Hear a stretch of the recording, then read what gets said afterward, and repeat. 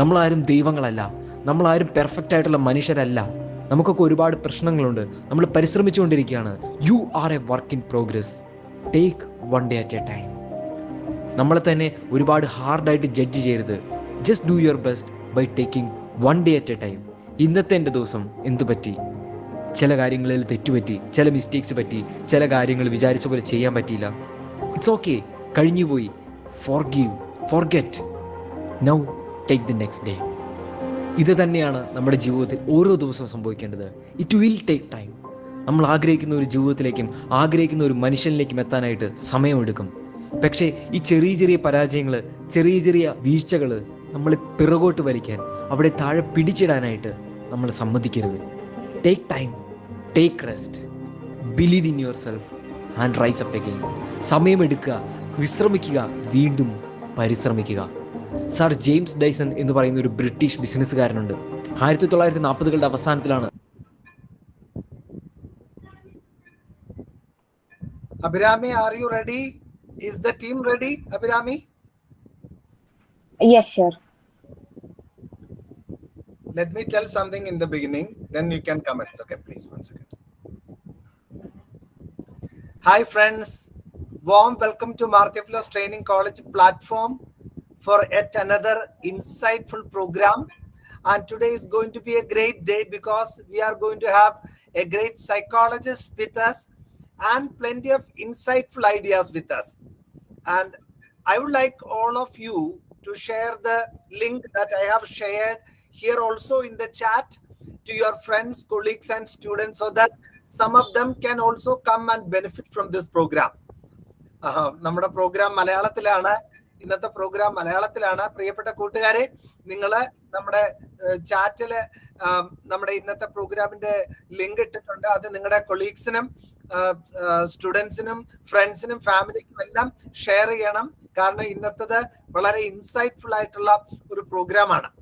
എല്ലാവരെയും ഹൃദ്യമായി സ്നേഹപൂർവ്വം സ്വാഗതം ചെയ്യുന്നു. നാളെ വൈകുന്നേരവും ഒരു ഇൻവൈറ്റഡ് ടോക്ക് ഉണ്ട്. അത് ടീച്ചിങ്ങുമായിട്ട് ബന്ധപ്പെട്ടിട്ടുള്ള കോമ്പറ്റേറ്റീവ് എക്സാംസ് പാസ്സാവുന്നതിന് ഒരു ട്രെയിനിങ് നൽകുന്ന പ്രോഗ്രാമാണ് നാളത്തെ പ്രോഗ്രാം. അതോടൊപ്പം ഒരു കൂട്ടം പരിപാടികൾ മാർത്തപ്ലസ് ട്രെയിനിങ് കോളേജിൽ നിന്ന് വരുന്നുണ്ട്. സോഷ്യൽ കമ്മിറ്റ്മെന്റിനെ പറ്റി ഒരു ടോക്ക്, എൻവയൺമെന്റുമായിട്ട് ബന്ധപ്പെടുന്ന ഒരു ടോക്ക്, അതോടൊപ്പം ഇൻക്ലൂസീവ് ആയിട്ടുള്ള ഡെവലപ്മെന്റിനെ പറ്റിയുള്ള ഒരു പ്രോഗ്രാമും വരുന്നുണ്ട്. എല്ലാവരെയും എക്സ്റ്റൻഷൻ വിങ്ങിന്റെ വിവിധ പ്രോഗ്രാമുകളിലേക്ക് സ്വാഗതം ചെയ്യുന്നു. നിങ്ങൾക്ക് എല്ലാവർക്കും ഒത്തിരി സ്നേഹപൂർവ്വം നന്ദി പറഞ്ഞുകൊണ്ട് നമ്മുടെ പ്രോഗ്രാം ആരംഭിക്കുകയാണ്. മറക്കാതെ നിങ്ങളുടെ പേരും ഒഫീഷ്യൽ ആയിട്ടുള്ള അഡ്രസ്സും ചാറ്റിൽ ടൈപ്പ് ചെയ്ത് നിങ്ങൾ ആദ്യം മുതൽ തന്നെ ഉണ്ട് എന്നുള്ള കാര്യം നിങ്ങൾക്ക് ഡിക്ലെയർ ചെയ്യാം. മാത്രമല്ല അവസാനം ഗൂഗിൾ ഫോം എന്നവർക്കാണ് നമ്മൾ സർട്ടിഫിക്കറ്റ് നൽകുന്നത് എന്നുള്ള കാര്യം ഹൃദയപൂർവ്വം സ്നേഹപൂർവ്വം ഓർമ്മിപ്പിച്ചുകൊണ്ട് over to you dear friends, life skill team members. Thank you. Good evening, everyone. A warm welcome to all present here for today's insightful talk on cognitive challenges in children. We are honored to have this session led by the esteemed consultant psychologist, Ms. Mekha MB. This event is organized by Marthapulas Training College in association with the IQAC and the Life Skills Club. This session promises to provide valuable perspectives and solutions for understanding and addressing cognitive challenges in children. To begin this meaningful session, let us invoke the blessings of the Almighty.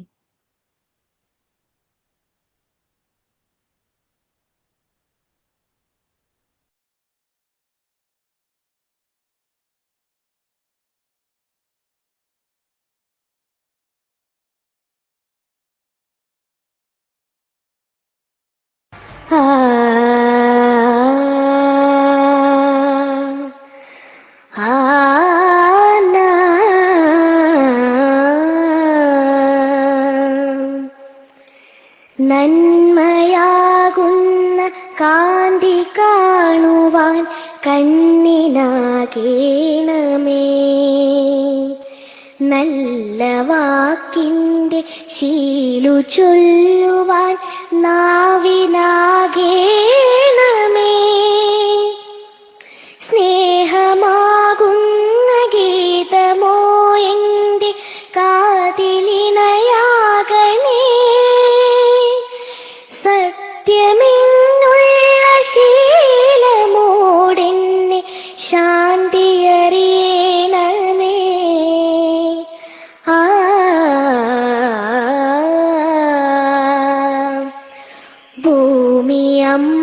എന്നറിയുവാനുള്ള ബോധമുണ്ടാക്കണേ. ജീവജാലങ്ങളാകെയും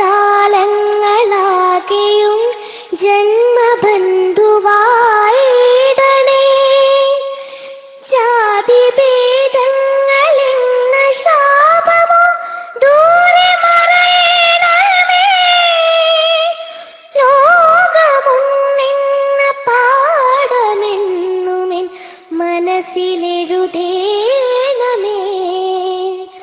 ആ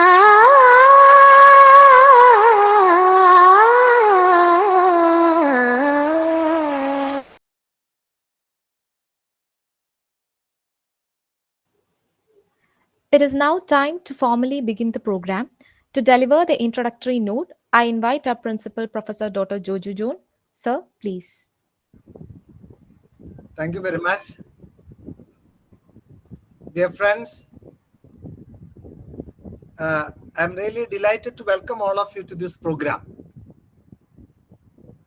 വിവിധ കലാലയങ്ങളിലെ വിദ്യാർത്ഥിനികൾ teaching practice ചെയ്തുകൊണ്ടിരിക്കുകയാണ്. അപ്പോൾ അവർക്ക് teaching practice കൂടുതൽ ഫലപ്രദമാക്കത്തക്ക വിധം നമ്മുടെ പഠിതാക്കളെ കൂടുതൽ എങ്ങനെ മനസ്സിലാക്കാം എന്നുള്ള കാര്യം കുറെ ഇൻസൈറ്റ്സ്, സൈക്കോളജിക്കൽ ആയിട്ടുള്ള ഇൻസൈറ്റ്സ് നൽകുന്നതിന് വേണ്ടിയാണ് മാർത്തിഫിലിസ് ട്രെയിനിങ് കോളേജ് IQACയും ലൈഫ് സ്കിൽ ക്ലബും ഒരുമിച്ച് ചേർന്ന് ഹൃദ്യമായ സുന്ദരമായ ഈ പ്രോഗ്രാം ഓർഗനൈസ് ചെയ്യുന്നത്. If you want to teach Abdullah, first learn Abdullah. നമ്മുടെ വിദ്യാർത്ഥിയെ മനസ്സിലാക്കുമ്പോൾ അവന്റെ കോഗ്നിറ്റീവ്, അഫക്റ്റീവ്, സൈക്കോമോട്ടോർ ഡൊമൈൻസും അവന്റെ പേഴ്സണാലിറ്റി ഡയമെൻഷൻസും ആസ്പിറേഷൻസും സ്വപ്നങ്ങളും ഒക്കെ മനസ്സിലാക്കാൻ വേണ്ടി ഒരു അധ്യാപകൻ ഒരു എക്സ്ട്രാ എഫേർട്ട് എടുക്കുകയാണെന്നുണ്ടെങ്കിൽ നമ്മുടെ എഡ്യൂക്കേഷണൽ ആയിട്ടുള്ള ആക്ടിവിറ്റി കുറച്ചും കൂടെ ഇൻഡിവിജ്വലൈസ് ചെയ്യുവാനും കുട്ടിയുടെ ഈഗോ ഇൻവോൾവ്മെന്റ് ഓരോ കാര്യങ്ങളിലും ഉറപ്പാക്കുന്നതിനുമൊക്കെ നമുക്ക് സാധിക്കും.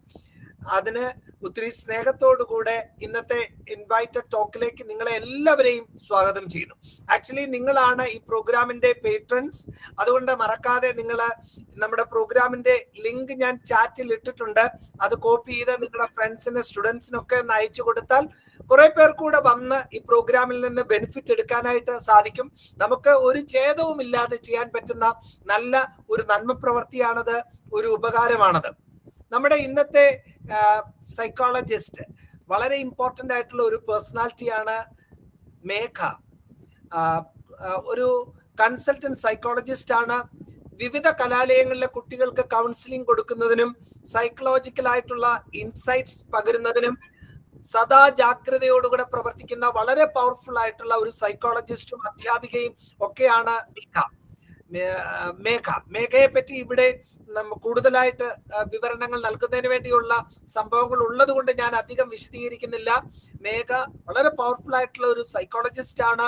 Dear Megha, we are really delighted that you are here today. ഇന്നത്തെ നമ്മുടെ ഇൻവൈറ്റഡ് ടോക്ക്, മനോഹരമായ ടോക്ക് നൽകുന്നത് മേഘയാണെന്നുള്ളത് ഞങ്ങളെ എല്ലാവരെയും സന്തോഷിപ്പിക്കുന്നുണ്ട്. ഒത്തിരി സ്നേഹത്തോടുകൂടെ മേഘയ്ക്ക് എല്ലാ അഭിവാദനങ്ങളും അർപ്പിക്കുന്നു. പ്രിയപ്പെട്ട കൂട്ടുകാരെ, മാർത്തിഫിലിസ് ട്രെയിനിങ് കോളേജിലെ എക്സ്റ്റൻഷൻ ലിങ്കിന്റെ ലിങ്ക് അവസാനം നിങ്ങൾക്ക് പ്രൊവൈഡ് ചെയ്യാം. നിങ്ങൾ അതിൽ ക്ലിക്ക് ചെയ്ത് ജോയിൻ ചെയ്യണം. വളരെ പ്രയോജനപ്രദമായ self help programmes, teacher personality development programmes, value inculcation programmes, AI programmes, social inclusiveness programmes, religious harmony programmes ഒക്കെ മാർത്തിഫിലിസ് ട്രെയിനിങ് കോളേജ് ഓർഗനൈസ് ചെയ്യാനായിട്ട് ആഗ്രഹിക്കുന്നു, ഓർഗനൈസ് ചെയ്തുകൊണ്ടേ ഇരിക്കുന്നു. അത് നിങ്ങൾക്കും കൂടെ പങ്കാളികളാകാനും ഈ നോളജ് ഡെവലപ്മെന്റ് ഈ യാത്രയ്ക്ക്, സമൂഹ നിർമ്മിതിയിൽ നമുക്ക് ഒരുമിച്ച് മുന്നോട്ട് നീങ്ങാനും സാധിക്കുമെന്ന് ഓർപ്പിച്ചുകൊണ്ട് മറക്കാതെ ലിങ്ക് നിങ്ങളുടെ കൂട്ടുകാർക്കും അധ്യാപകർക്കും മറ്റുള്ളവർക്കും ഒക്കെ അയച്ചു കൊടുക്കണം. നിങ്ങളുടെ ഫ്രണ്ട്സ് ആൻഡ് ഫാമിലിക്ക് എല്ലാം അയച്ചു കൊടുക്കണം എന്ന് ഓർപ്പിച്ചുകൊണ്ട് നിങ്ങൾ ഈ സായാഹ്നത്തിൽ 1 മണിക്കൂർ ഇൻവൈറ്റഡ് ടോക്കിന് ജോയിൻ ചെയ്തതിനുള്ള വലിയ സ്നേഹവും സന്തോഷവും അറിയിച്ചുകൊണ്ട് മാർത്തിഫിലിസ് ട്രെയിനിങ് കോളേജ് കുടുംബത്തിന്റെ അഭിവാദനങ്ങൾ എല്ലാവരും അറിയിച്ചുകൊണ്ട് നിർത്തട്ടെ. Thank you. God bless. Thank you.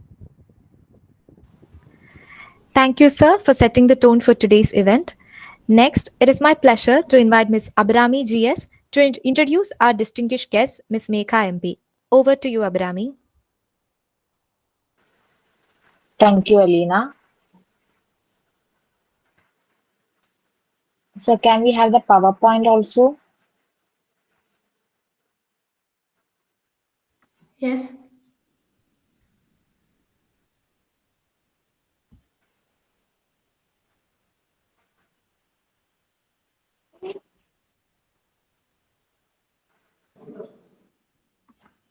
A warm good evening to one and all present here. It is my immense pleasure to introduce our esteemed resource person for today's online talk on cognitive challenges in children. We are honored to have with us Ms. Megha MP, the consultant psychologist, Jeevani Center for Students' Wellbeing, Matthew Phillips Training College. Ms. Megha is no new face to our college. I personally have got the chance to attend one of her sessions. Her classes have not only enriched our knowledge, but also the professionalism and friendliness she displayed is exceptional. Ms. Megha MP is a well-accomplished psychologist with extensive experience in addressing and guiding individuals, especially school and college-going students. Her journey is marked by significant milestones, including her impactful work as a psychologist in Tunnel Milestones, Tiruvananthapuram. I believe that this session is being conducted at the very apt time as we are dealing with children every day in our teaching practice journey and our juniors are yet to deal with them. Today, we will be dealing with different cognitive aspects and challenges faced by children. We are grateful to have Ms. Megha MP, a psychologist, with us today to shed light on this crucial topic and share her insights. I extend my hearty welcome to Megha ma'am on behalf of IQAC and Life Skills Club of Martiopolis Training College. Now, let us all lend our ears to her talk. Over to you, Megha ma'am. Okay, thank you very much.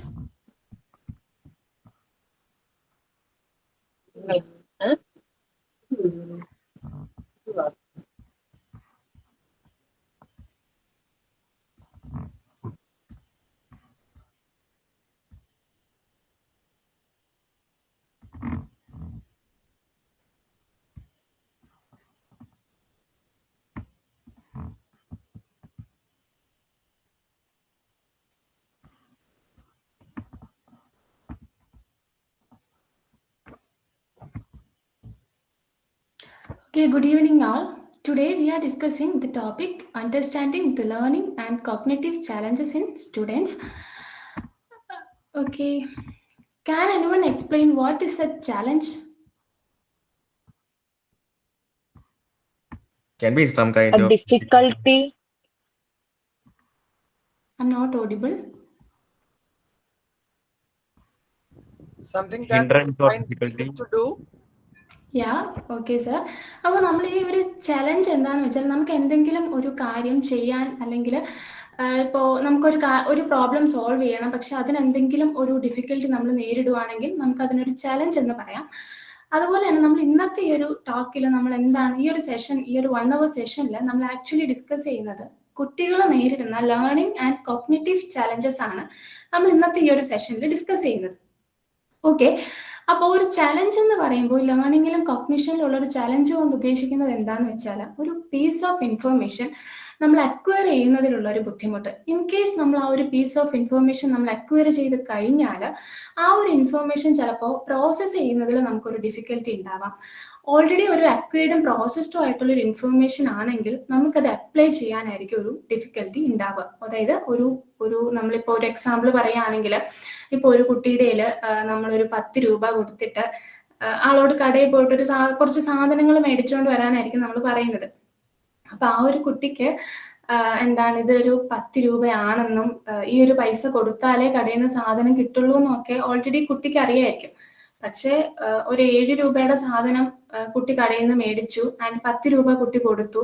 അപ്പൊ balance എത്രയായിരിക്കും കുട്ടിക്ക് കിട്ടുക? 7ന്ന് 10 പോയാൽ 3 ആണ് എന്നുള്ളൊരു logical അല്ലെങ്കിൽ ആ ഒരു റീസണിങ് അവിടെ അപ്ലൈ ചെയ്യാൻ ചിലപ്പോൾ കുട്ടിക്ക് ബുദ്ധിമുട്ടുണ്ടാവാം.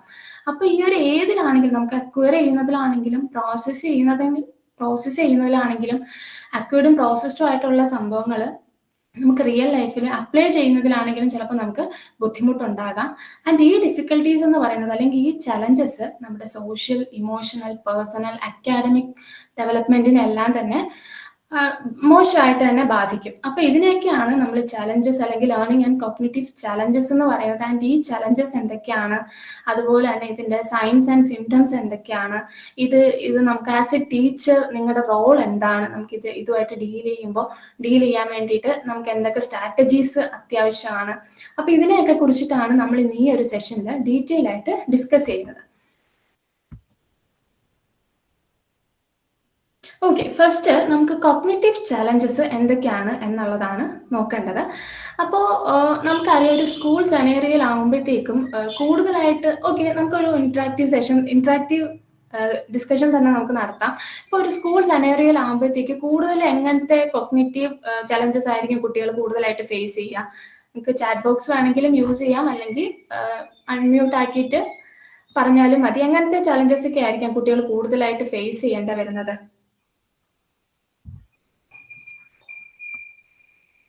Can anyone?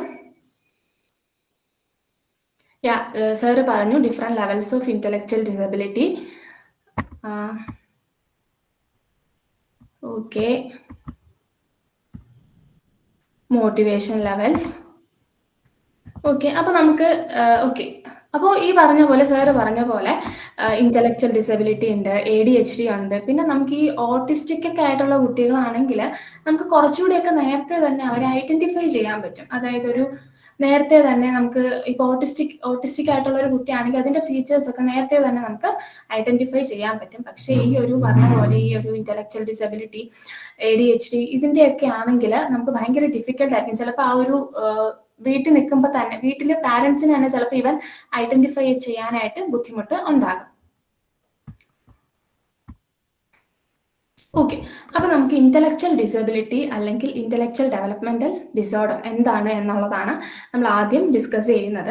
അപ്പൊ ഇന്റലക്ച്വൽ ഡിസബിലിറ്റി എന്ന് പറയുമ്പോൾ നമ്മുടെ ആ ഒരു ഇന്റലക്ച്വൽ ഫങ്ഷനിങ്ങിലും അതുപോലെ തന്നെ അഡാപ്റ്റീവ് ബിഹേവിയറിലും ആണ് ഡെഫിസിറ്റ്സ് അല്ലെങ്കിൽ ഡിഫിക്കൽട്ടീസ് ഉണ്ടാവുന്നത്. ആൻഡ് ഈ ഇന്റലക്ച്വൽ ഫങ്ഷൻസിൽ വരുന്നത് എന്തൊക്കെയാണ്? റീസണിങ് ഉണ്ട്, problem solving, planning, abstract thinking, academic learning from experience. അപ്പൊ ഇതിലൊക്കെ തന്നെ ആ ഒരു കുട്ടിക്ക് ഡെഫിസിറ്റ്സ് ഉണ്ടാകാം. അതുപോലെ തന്നെ ഈ അഡാപ്റ്റീവ് ബിഹേവിയർ എന്ന് പറയുമ്പോൾ അവരുടെ ആ ഒരു ഡെവലപ്മെന്റൽ നീഡ് അവർക്ക് സാറ്റിസ്ഫൈ ചെയ്യാനായിട്ട് പറ്റത്തില്ല. അതായത് ആ ഒരു റിയൽ ലൈഫ്, ഞാൻ നേരത്തെ പറഞ്ഞ പോലെ ഈ കടയിൽ പോയിട്ട് ബാലൻസ് എത്രയാണ് മേടിക്കേണ്ടത്, അങ്ങനെയൊക്കെയുള്ള കാര്യങ്ങൾ കുട്ടിക്ക് റിയൽ ലൈഫ് സിറ്റുവേഷൻസിൽ അല്ലെങ്കിൽ ആ റിയൽ ലൈഫ് സെനേറിയോയിൽ കുട്ടിക്ക് കുറേയൊക്കെ ബുദ്ധിമുട്ടുണ്ടാകും. പിന്നെ ഈ കമ്മ്യൂണിക്കേഷൻ, പിന്നെ സോഷ്യൽ പാർട്ടിസിപ്പേഷൻ, ഇപ്പോൾ ഒരു ഗ്രൂപ്പിൽ അങ്ങനെ ഇൻവോൾവ് ചെയ്യണം. അപ്പോൾ അതിനൊക്കെ ഉള്ളൊരു ഡെഫിസിറ്റ് ആ കുട്ടി എക്സിബിറ്റ് ചെയ്യും. പിന്നെ അതുപോലെ തന്നെ ഈ ഒരു ഇന്റലക്ച്വൽ ഡിസബിലിറ്റിയുടെ സിംറ്റംസ് എന്ന് പറയുന്നത് ഒരു 18 വയസ്സിന് മുന്നേ തന്നെ നമുക്ക് മനസ്സിലാക്കാൻ പറ്റും. ആൻഡ് ഈ ഒരു 18 വയസ്സിന് ശേഷമാണെങ്കിൽ ഈ ID gradually develop into dementia, അതാണ് പറയുന്നത്. ഓക്കെ, പിന്നെ ഈ കൂടുതലായിട്ട് നമ്മൾ ആ ഒരു സ്കൂൾ ഏജിൽ തന്നെ 15 വയസ്സിന് മുന്നേ, ഒരു 5 to 15 വയസ്സിന് മുന്നേ തന്നെ നമുക്ക് ഇന്റലക്ച്വൽ ഡിസബിലിറ്റി ഡിറ്റക്ട് ചെയ്യാനായിട്ട് പറ്റും. പിന്നെ ഈ പറഞ്ഞ പോലെ പ്രോപ്പർ എഡ്യൂക്കേഷനും സപ്പോർട്ടും ഒക്കെ കൊടുത്തു കഴിഞ്ഞാൽ നമുക്ക് അവരുടെ ആ ഒരു സിവിയറിറ്റിയിൽ നമുക്ക് ചെറിയ മാറ്റങ്ങളൊക്കെ കൊണ്ടുവന്ന് അവരെ കുറെ കൂടെയൊക്കെ നമുക്ക് ഇംപ്രൂവ്മെന്റ് ഉണ്ടാക്കാനായിട്ട് സാധിക്കും. പിന്നെ 4 ലെവൽസ് പറയുന്നുണ്ട്: mild, moderate, severe, profound, depending on the IQ score.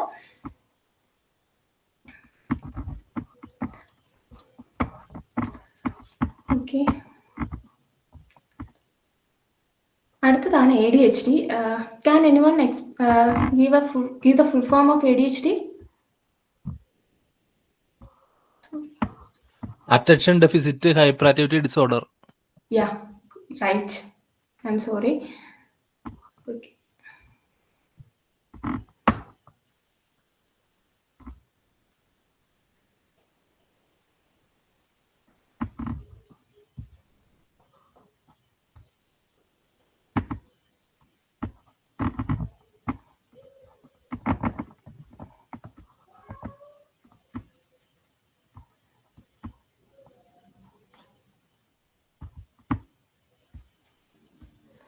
Attention deficit hyper activity disorder. അപ്പോൾ ADHD എന്ന് പറയുമ്പോഴത്തേക്കും നമുക്ക് പേരിൽ തന്നെ നമുക്ക് മനസ്സിലാവും അറ്റൻഷൻ ഡെഫിസിറ്റ്, അതായത് ഇൻഅറ്റൻഷൻ, പിന്നെ ഹൈപ്പർ ആക്ടിവിറ്റി, ഇമ്പൾസിവിറ്റി. അപ്പോൾ ഒരു കോർ സിംറ്റംസ് എന്ന് പറയുന്നത് തന്നെ ഇൻഅറ്റൻഷനും ഉണ്ട്, അതുപോലെ തന്നെ ഹൈപ്പർ ആക്ടിവിറ്റി അല്ലെങ്കിൽ ഇമ്പൾസിവിറ്റി. ഇൻഅറ്റൻഷൻ എന്ന് പറയുമ്പോൾ ശ്രദ്ധക്കുറവ്, ഹൈപ്പർ ആക്ടിവിറ്റി എന്ന് പറയുമ്പോൾ നമുക്ക് ഒരിടത്ത് സസ്റ്റൈൻഡ് ആയിട്ട് ഇരിക്കാൻ പറ്റാത്തൊരവസ്ഥ, ഇമ്പൾസിവിറ്റി എന്ന് പറയുമ്പോൾ ഒരു എടുത്തുചാട്ടം, ആ ഒരു ടൈപ്പ് ഓഫ് ബിഹേവിയർ ആണ് പറയുന്നത്. അപ്പോൾ നമുക്ക് ഒരു സ്കൂൾ സെനേറിയയിലാവുമ്പോഴത്തേക്ക് കുട്ടികൾ കൂടുതൽ നമുക്ക് ശ്രദ്ധിക്കാൻ പറ്റുന്ന കാര്യങ്ങൾ എന്തൊക്കെയാണെന്ന് വെച്ചാൽ, ഒന്ന് ഡീറ്റെയിൽ ആയിട്ട് ഒരു കാര്യവും അറ്റൻഡ് ചെയ്യാനായിട്ട് കുട്ടികൾക്ക് പറ്റത്തില്ല. അതായത് ലൈക്ക് ചെറിയ ചെറിയ മിസ്റ്റേക്സുകൾ വരുത്തുക. സ്കൂളിലായിരുന്നോട്ടെ വീട്ടിലായിരുന്നോട്ടെ എന്തെങ്കിലുമൊക്കെ വർക്ക്സ് കൊടുക്കുമ്പോൾ ചെറിയ ചെറിയ മിസ്റ്റേക്സുകൾ കുട്ടികൾ വരുത്തുക. പിന്നെ അതുപോലെ തന്നെ ഇപ്പോൾ എന്തെങ്കിലും കളിക്കാനൊക്കെ ഇരിക്കുന്ന സമയത്ത് അവരുടെ ശ്രദ്ധ മാറിപ്പോവുക. പിന്നെ കറക്റ്റ് ഇപ്പം നമ്മളൊരു ഇൻസ്ട്രക്ഷൻസ് കുട്ടികളോട് നമ്മൾ സംസാരിക്കുന്ന സമയത്ത് അവർക്കത് പ്രോപ്പറായിട്ട് ലിസൺ ചെയ്യാൻ പറ്റാതെ വരിക. അതായത് നമ്മൾ ഒരു കമ്മ്യൂണിക്കേഷൻ ആയിരിക്കും ഉദ്ദേശിക്കുന്നത് അങ്ങോട്ടും ഇങ്ങോട്ടും, പക്ഷെ നമ്മൾ ഒരു ഇൻസ്ട്രക്ഷൻ കൊടുക്കും, പക്ഷെ കുട്ടികൾക്ക് അത് കറക്റ്റായിട്ട് അറ്റൻഡ് ചെയ്യാൻ പറ്റണമെന്നില്ല. പിന്നെ അവർ സാധനങ്ങൾ ചിലപ്പോൾ കളയുക, കയ്യിൽ നിന്ന് എന്തെങ്കിലുമൊക്കെ അത്യാവശ്യം വേണ്ട സാധനങ്ങളൊക്കെ അവരിന്ന് നഷ്ടമായി പോവുക. പിന്നെന്താ, സസ്റ്റെയിൻഡ് ആയിട്ട് അറ്റൻഷൻ വേണ്ട കുറേയേറെ ടാസ്കുകൾ ഉണ്ടാവും. അതായത് നമ്മൾ അത്രയും ശ്രദ്ധിച്ച് കീൻ ഒബ്സർവേഷൻ കൊടുത്തിട്ട് ചെയ്യേണ്ട കുറേയേറെ കാര്യങ്ങൾ ഉണ്ടാവും. അപ്പൊ അതിലൊന്നും കുട്ടികൾക്ക് അത്രത്തോളം സസ്റ്റെയിൻഡ് ആയിട്ടുള്ള അറ്റൻഷൻ കൊടുക്കാൻ പറ്റാത്ത സിറ്റുവേഷൻസ് ഒക്കെ ഉണ്ടാവും. അപ്പം നമ്മൾ ആ ഒരു സ്കൂൾ സെനേറിയോയിൽ ഇങ്ങനത്തെ എന്തെങ്കിലുമൊക്കെ ബിഹേവിയേഴ്സ് കുട്ടികളെ എക്സിബിറ്റ് ചെയ്യുന്നുണ്ടെങ്കിൽ ഇതൊക്കെ നമുക്ക് ഇൻഅറ്റൻഷൻ്റെ സിംറ്റംസ് ആയിട്ട് പറയാനായിട്ട് സാധിക്കും. പിന്നെ ഹൈപ്പർ ആക്ടിവിറ്റി അല്ലെങ്കിൽ ഇമ്പൾസിവിറ്റിയിൽ വരുമ്പോഴത്തേക്കും നമുക്ക് ഒരിടത്ത് പ്രോപ്പറായിട്ട് കുട്ടികൾക്ക് ഇരിക്കാൻ പറ്റത്തില്ല. അതായത് ഇങ്ങനെ കൈയിട്ടടിക്കുക, കാലിട്ട് ആട്ടിക്കൊണ്ടിരിക്കുക, കറക്റ്റായിട്ടൊരു സിറ്റുവേഷൻ ഇരുന്ന് നമ്മൾ ചിലപ്പോൾ അറ്റൻഡ് ചെയ്യേണ്ടതായിരിക്കും, പക്ഷെ അവർക്ക് അവിടെ പ്രോപ്പറായിട്ട് ഇരിക്കാൻ പറ്റാതിരിക്കുക.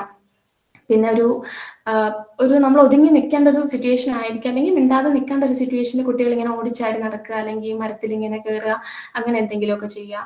പിന്നെ ഒരു ഗ്രൂപ്പ് ആക്ടിവിറ്റിയിൽ കുട്ടികൾക്ക് പ്രോപ്പറായിട്ട് മിണ്ടാതിരുന്ന് കറക്റ്റായിട്ട് എൻഗേജ്ഡ് ആവാൻ പറ്റാതിരിക്കുക. പിന്നെ എക്സസീവായിട്ട് സംസാരിക്കുക, ഒത്തിരി എന്ന് വെച്ചാൽ അവർക്ക് ഒരുപാട് എനർജറ്റിക് ആയിരിക്കും കുട്ടികൾ, അതുകൊണ്ട് തന്നെ അവർ ടയേർഡ് ആവത്തില്ല അധികം. അപ്പൊ അതുകൊണ്ട് ഭയങ്കരമായിട്ട് സംസാരിച്ച് ഫിസിക്കൽ ആക്ടിവിറ്റീസിലൊക്കെ ഭയങ്കരമായിട്ട് എൻഗേജ് ചെയ്തുകൊണ്ടിരിക്കുക. പിന്നെ എന്തെങ്കിലും ക്വസ്റ്റ്യൻസ് നമ്മൾ ചോദിച്ചു കഴിഞ്ഞാൽ ഇപ്പം whether apple is a fruit or a vegetable എന്നുള്ളൊരു ക്വസ്റ്റ്യൻ ആയിരിക്കും. അപ്പോൾ ഒരു ഫ്രൂട്ടിൻ്റെ എത്തുമ്പോഴത്തേക്ക് തന്നെ ആ ഒരു ക്വസ്റ്റ്യൻ നമ്മളെ കംപ്ലീറ്റ് ചെയ്യാൻ സമ്മതിക്കാതെ തന്നെ ഇങ്ങോട്ടേക്ക് ആൻസർ പറയുക. അതുപോലെ തന്നെ നമ്മളെ ഇറിറ്റേറ്റ് ചെയ്യുക, ഒരു കാരണങ്ങളും ഇല്ലാണ്ട് വെറുതെ ഇറിറ്റേറ്റ് ചെയ്യുക. അപ്പം ഇങ്ങനത്തെയൊക്കെ എന്തെങ്കിലും സിംറ്റംസ് കുട്ടികൾ കാണിക്കുന്നുണ്ടെങ്കിൽ ഹൈപ്പർ ആക്ടിവിറ്റി അല്ലെങ്കിൽ ഇൻഅറ്റൻഷൻ ആയിട്ട് നമുക്ക് പറയാനായിട്ട് സാധിക്കും. പിന്നെ ഒരു ഗ്രൂപ്പ് ആക്ടിവിറ്റിയിലാണെങ്കിലും ഇപ്പം നമ്മൾ ചിലപ്പോൾ ബോൾ പാസ് ചെയ്യുന്ന ഒരു ആക്ടിവിറ്റി ആയിരിക്കും. അപ്പം അതിൻ്റെ ഇടയ്ക്ക് ആ കുട്ടിയുടെ ടേൺ വരുന്നത് വരെ ആ കുട്ടിക്ക് വെയിറ്റ് ചെയ്യാൻ പറ്റുന്നില്ല. അങ്ങനത്തെയൊക്കെ സിറ്റുവേഷൻസ് ആണെങ്കിൽ അതൊക്കെ ഹൈപ്പർ ആക്ടിവിറ്റിയുടെ സിംറ്റംസ് ആയിട്ട് പറയുന്നുണ്ട്. പിന്നെ ഈ സിംറ്റംസ് ഒക്കെ നമുക്ക് 12 വയസ്സിന് മുന്നേ തന്നെ കുട്ടിയിൽ അപ്പിയർ ആവും.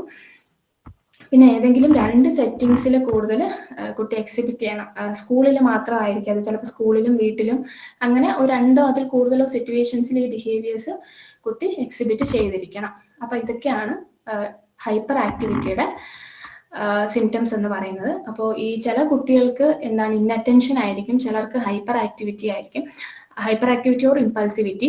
പക്ഷെ മിക്സഡ് ആയിട്ട് വരുന്ന കേസുകളും ഉണ്ട്. അറ്റൻഷനും ഉണ്ടാവില്ല, ഭയങ്കര റെസ്ലെസ് ആയിട്ട് ഇമ്പൾസീവ് ആയിട്ടുള്ള കുട്ടികളും ഉണ്ടായിരിക്കും.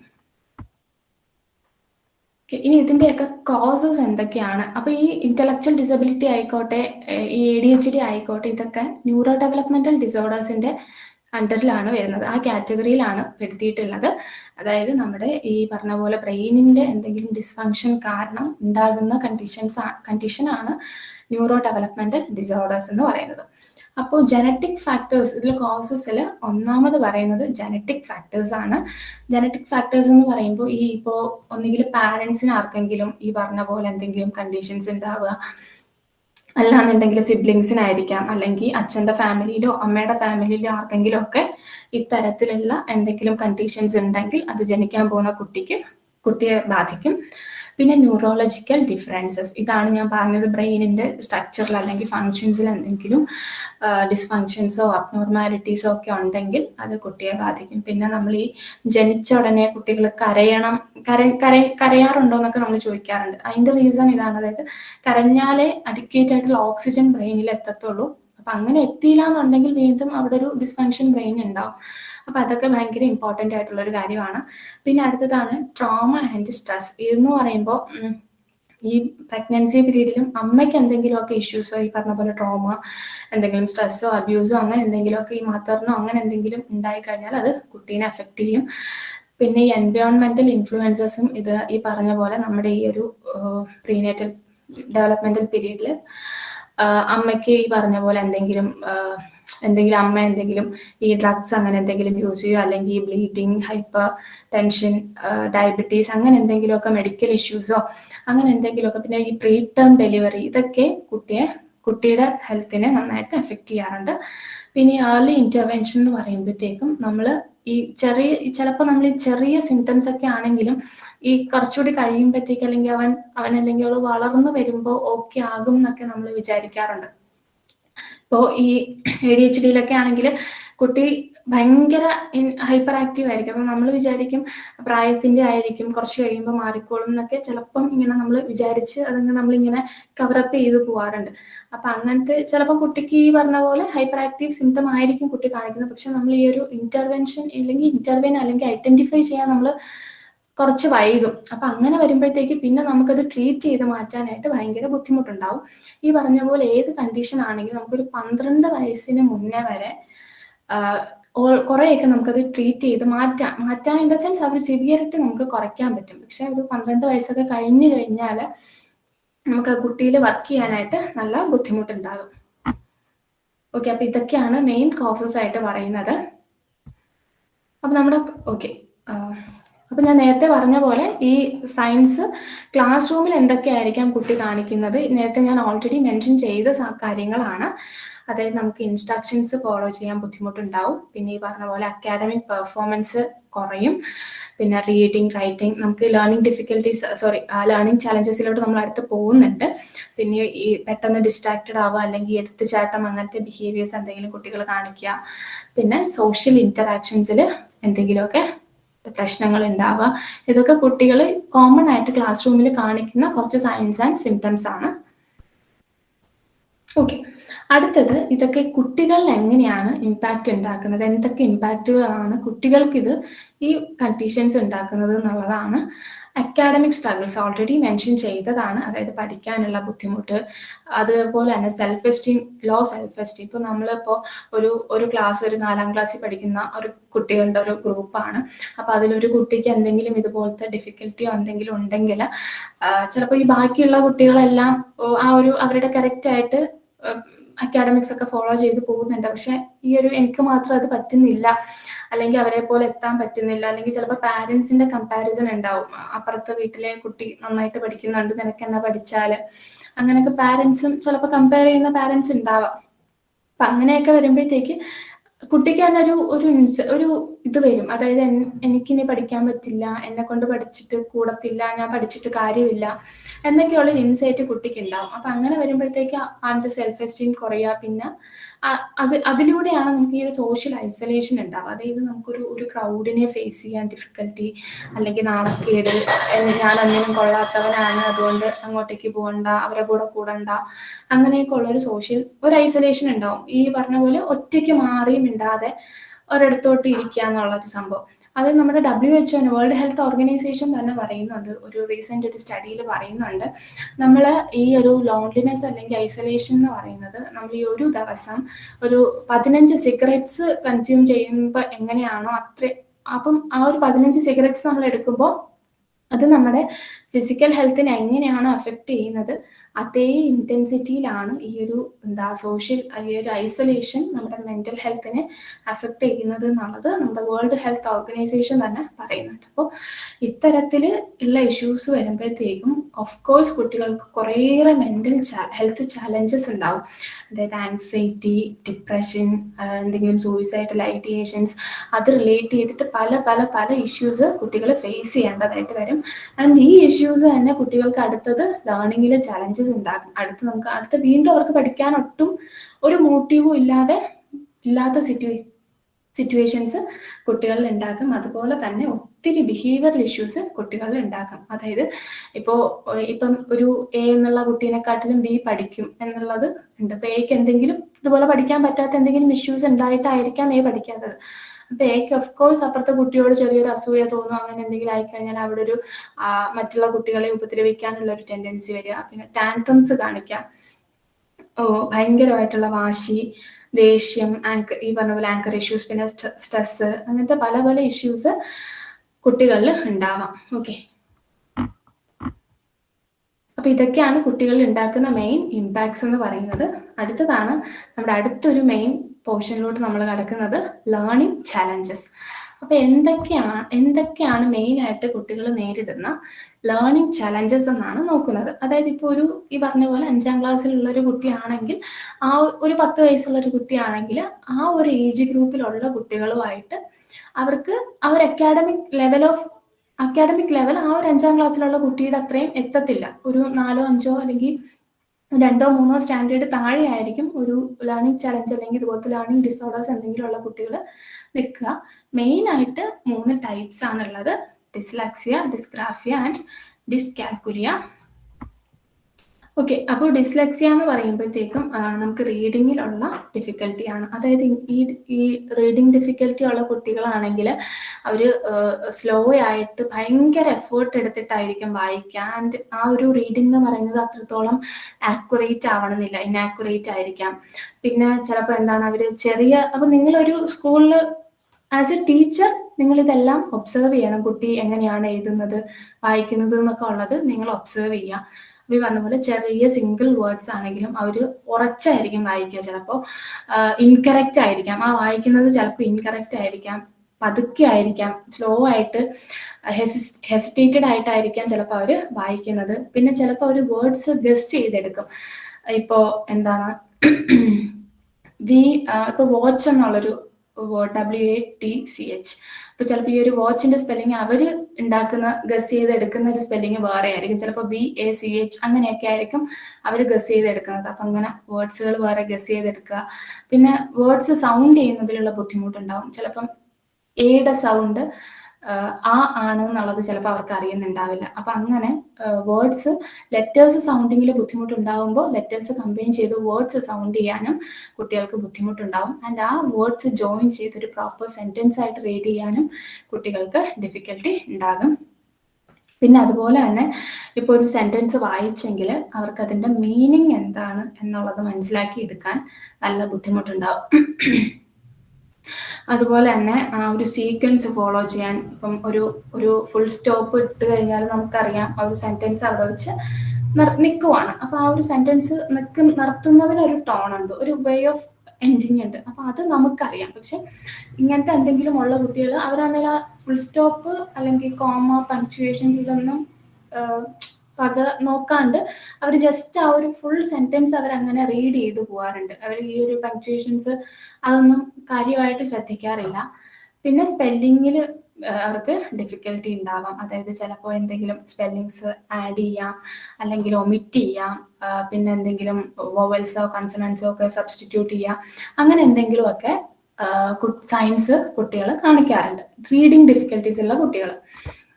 അടുത്തത് റിട്ടൺ എക്സ്പ്രഷനിലാണെങ്കിൽ കുട്ടികൾ ഈ പറഞ്ഞ പോലെ ഗ്രാമാറ്റിക്കൽ എറർ കാണിക്കാറുണ്ട്.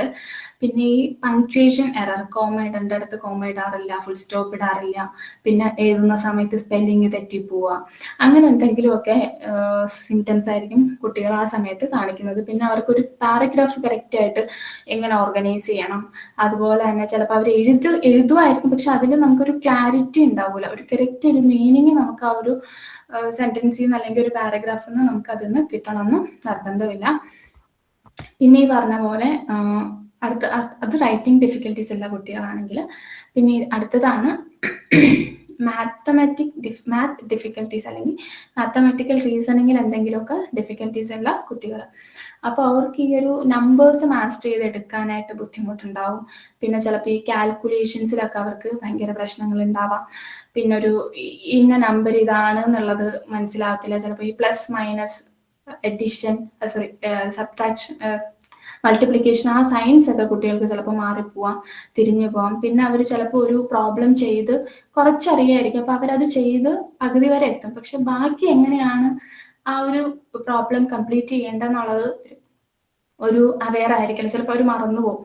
അപ്പോൾ അവർ ആ ഒരു പാറ്റേൺ ചിലപ്പോൾ സ്വിച്ച് ചെയ്തിട്ട് ഒരു റോങ് പാറ്റേണിൽ പോയിട്ട് ചിലപ്പോൾ ആൻസേഴ്സ് തെറ്റിപ്പോവാം. അപ്പം അങ്ങനെ കുറേയേറെ പ്രശ്നങ്ങൾ, ഈ കുറേയേറെ സയൻസ് സിംറ്റംസ് ഒക്കെ കുട്ടികൾ കാണിക്കാറുണ്ട്.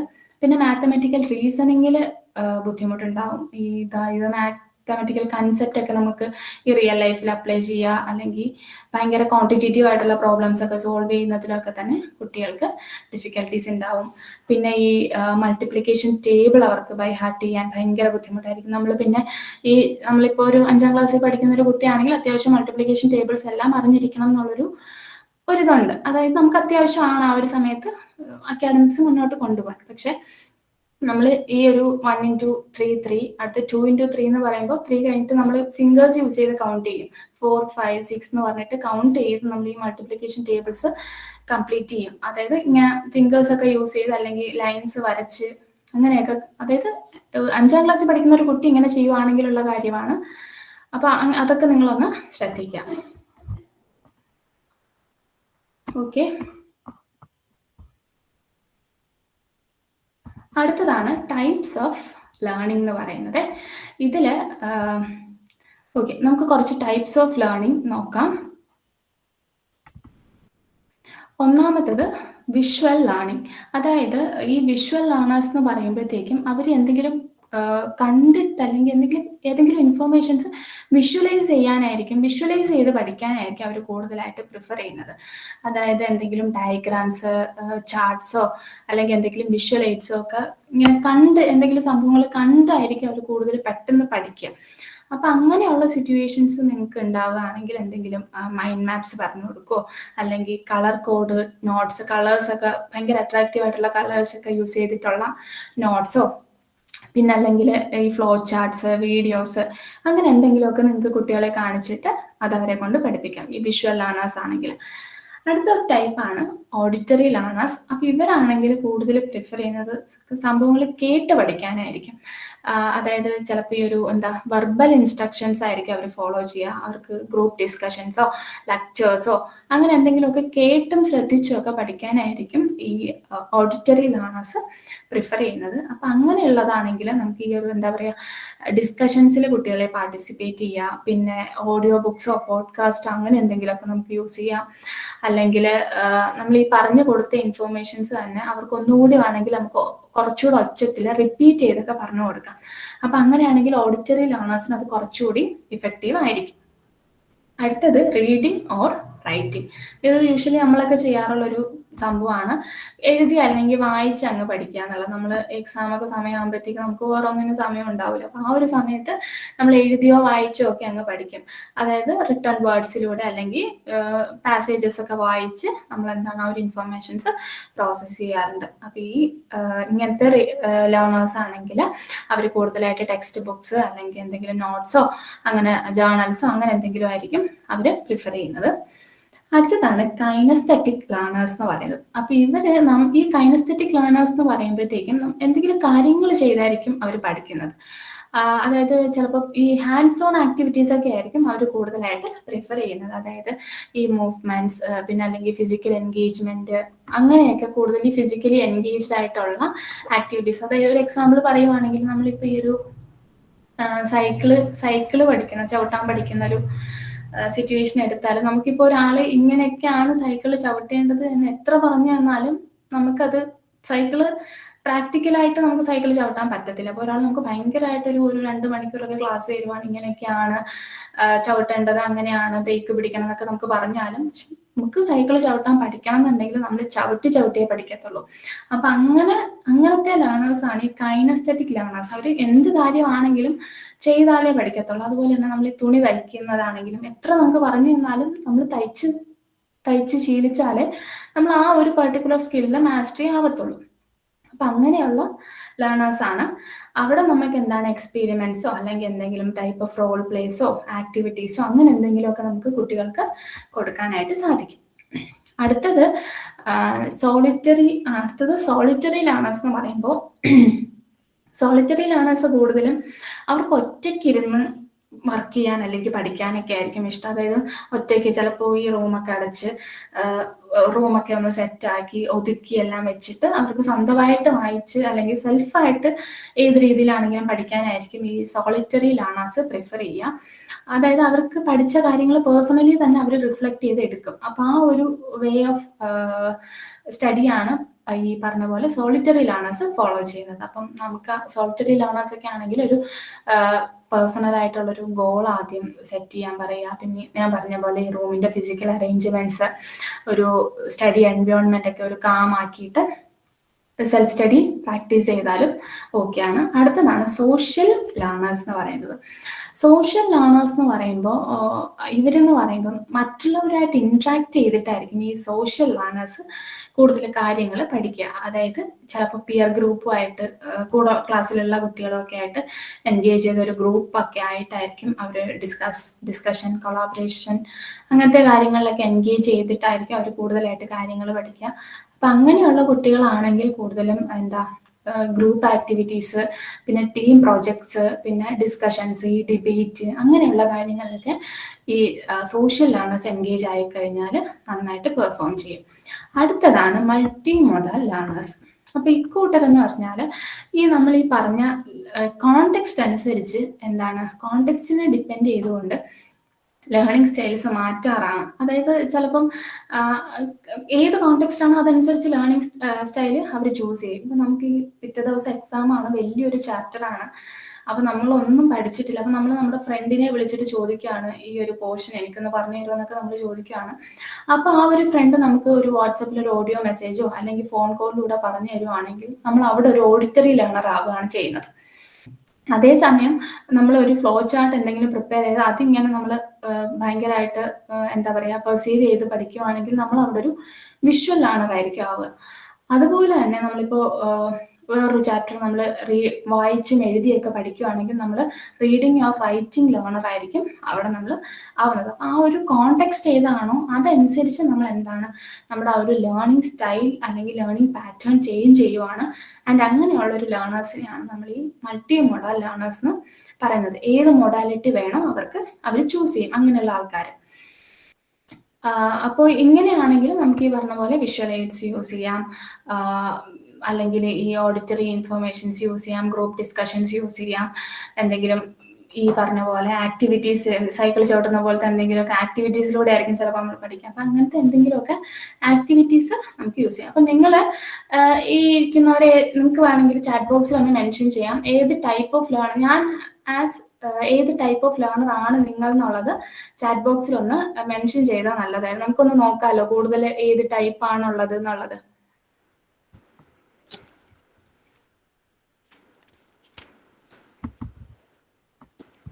വിഷ്വൽ,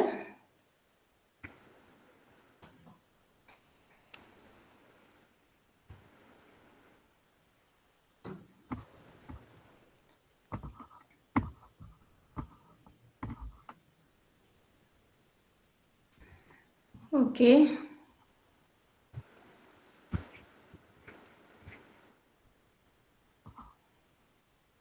അപ്പോൾ ഒത്തിരി ടൈപ്പ് ഓഫ് ലേണേഴ്സ് ഉണ്ട്. വിഷ്വൽ ഉണ്ട്, സോളിറ്ററി ഉണ്ട്, മൾട്ടി മൊഡാൽ ഉണ്ട്. അങ്ങനെ ഓക്കെ. കൂടുതൽ വിഷ്വലും മൾട്ടി മൊഡാലും ആണെന്ന് തോന്നുന്നു. കൈനസ്തെറ്റിക് ഉണ്ട്. ഓക്കെ. അപ്പോൾ നമ്മളെല്ലാവരും ഈ പറഞ്ഞ പോലെ മൾട്ടി മൊഡാൽ, ഇവിടെ ഉള്ളവർ മൾട്ടി മൊഡാൽ യൂസ് ചെയ്യുന്നുണ്ട്, വിഷ്വൽ ഉണ്ട്. അപ്പോൾ പല type of learning styles use ചെയ്യുന്നവരാണ് നമ്മൾ. ഓക്കെ. അടുത്തതാണ് as a teacher what is the role of. അപ്പൊ ഒന്ന് ആർക്കെങ്കിലും ഒക്കെ ഒന്ന് നമുക്ക് ഇന്ററാക്ട് ചെയ്യാം. എന്താണ് ഒരു ടീച്ചറിന്റെ റോൾ എന്ന് പറയുന്നത്? ആർക്കെങ്കിലും ഒക്കെ ജസ്റ്റ് അൺമ്യൂട്ട് ആക്കിയിട്ട് നമുക്ക് സംസാരിക്കാം. എന്തൊക്കെയാണ് റോൾസ്? കുട്ടികളുമായിട്ട് കൂടുതൽ അടുത്ത് ഇടപഴകിയും അവരുമായിട്ട് കൂടുതൽ മിങ്കിൾ ചെയ്തും അവരോടൊപ്പം ആക്ടിവിറ്റീസിലൊക്കെ പങ്കെടുത്തുമൊക്കെ അവരുടെ മൊഡാലിറ്റി മനസ്സിലാക്കാനായിട്ടുള്ള ഒരു പരിശ്രമം നമുക്ക് നടത്താവുന്നതാണെന്ന് തോന്നുന്നു. Okay, thank you sir. Anyone else?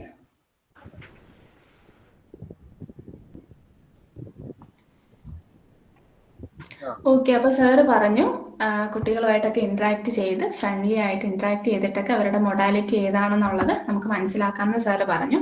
Okay okay, അപ്പോൾ ഇൻ കേസ് എന്തെങ്കിലും സ്പെഷ്യൽ നീഡ്സ് അല്ലെങ്കിൽ ഈ പറഞ്ഞ പോലെ എന്തെങ്കിലും ഡിഫിക്കൽട്ടീസ് ഒക്കെ ഉള്ള കുട്ടികളാണെങ്കിൽ അവിടെ ഒരു ടീച്ചറിൻ്റെ റോൾ എന്താണ് എന്നുള്ളതാണ് ഞാൻ അടുത്ത് പറയുന്നത്. ഫസ്റ്റ് നമ്മൾ ആ ഒരു കുട്ടിയെ ഒബ്സർവ് ചെയ്ത് ആ ഒരു ബിഹേവിയേഴ്സ്, ആ കുട്ടി കാണിക്കുന്ന പ്രോബ്ലമാറ്റിക് ആയിട്ടുള്ള ബിഹേവിയേഴ്സ് എന്തൊക്കെയാണ് എന്നുള്ളത് നമ്മൾ ഡോക്യുമെന്റ് ചെയ്യുക എന്നുള്ളതാണ്. ഫസ്റ്റ് എന്ന് പറയുമ്പോൾ കീൻ ഒബ്സർവേഷൻ ആണ്. അത് ആ ഒരു കുട്ടിയായിട്ട് ഒരു ക്ലാസ് റൂമിൽ നമുക്ക് ഇന്ററാക്ട് ചെയ്യുമ്പോഴത്തേക്ക് മനസ്സിലാവും കുട്ടിയുടെ ബിഹേവിയർ എങ്ങനെയാണ് എന്നൊക്കെ ഉള്ളത്. ആൻഡ് ആ ബിഹേവിയേഴ്സ് പ്രോബ്ലമാറ്റിക് ആയിട്ടുള്ളതാണോ അല്ലയോ എന്തൊക്കെയാണ് എന്നുള്ളത് ഒന്ന് ഡോക്യുമെന്റ് ചെയ്യുക എന്നുള്ളതാണ് ഫസ്റ്റ് ചെയ്യേണ്ടത്. അടുത്ത സ്റ്റെപ്പ് എന്ന് പറയുന്നത് നമ്മൾ പാരൻസോ അല്ലെങ്കിൽ സ്കൂളിലെ കൗൺസിലേഴ്സുമായിട്ട് ഇന്ററാക്ട് ചെയ്യുക എന്നുള്ളതാണ്. അതായത് ഇപ്പോൾ ഒരു കുട്ടി പാരൻസ് ചിലപ്പോൾ ആ ഒരു അക്കാഡമിക്കലി അത്രയും ശ്രദ്ധിക്കാത്ത പാരൻസ് ആണെങ്കിൽ അക്കാഡമിക്സിൽ എന്തെങ്കിലും ഇഷ്യൂ ഉണ്ടോ ഇല്ലേ എന്നുള്ളത് കൂടുതലായിട്ടും ടീച്ചേഴ്സ് ആയിരിക്കും റിയലൈസ് ചെയ്യുക. അപ്പൊ ആ ഒരു സമയത്ത് ടീച്ചർ ആ ഒരു എന്തെങ്കിലും ഈ പറഞ്ഞ ഡോക്യുമെന്റ് ചെയ്ത കാര്യങ്ങൾ പാരൻസിനെ അറിയിക്കുക. അതുപോലെ തന്നെ സ്കൂളിൽ കൗൺസിലേഴ്സോ അവൈലബിൾ, സ്പെഷ്യൽ എഡ്യൂക്കേറ്റേഴ്സോ അവൈലബിൾ ആണെങ്കിൽ അവരെ കൂടി ഇൻഫോം ചെയ്യിക്കുക എന്നുള്ളതാണ്.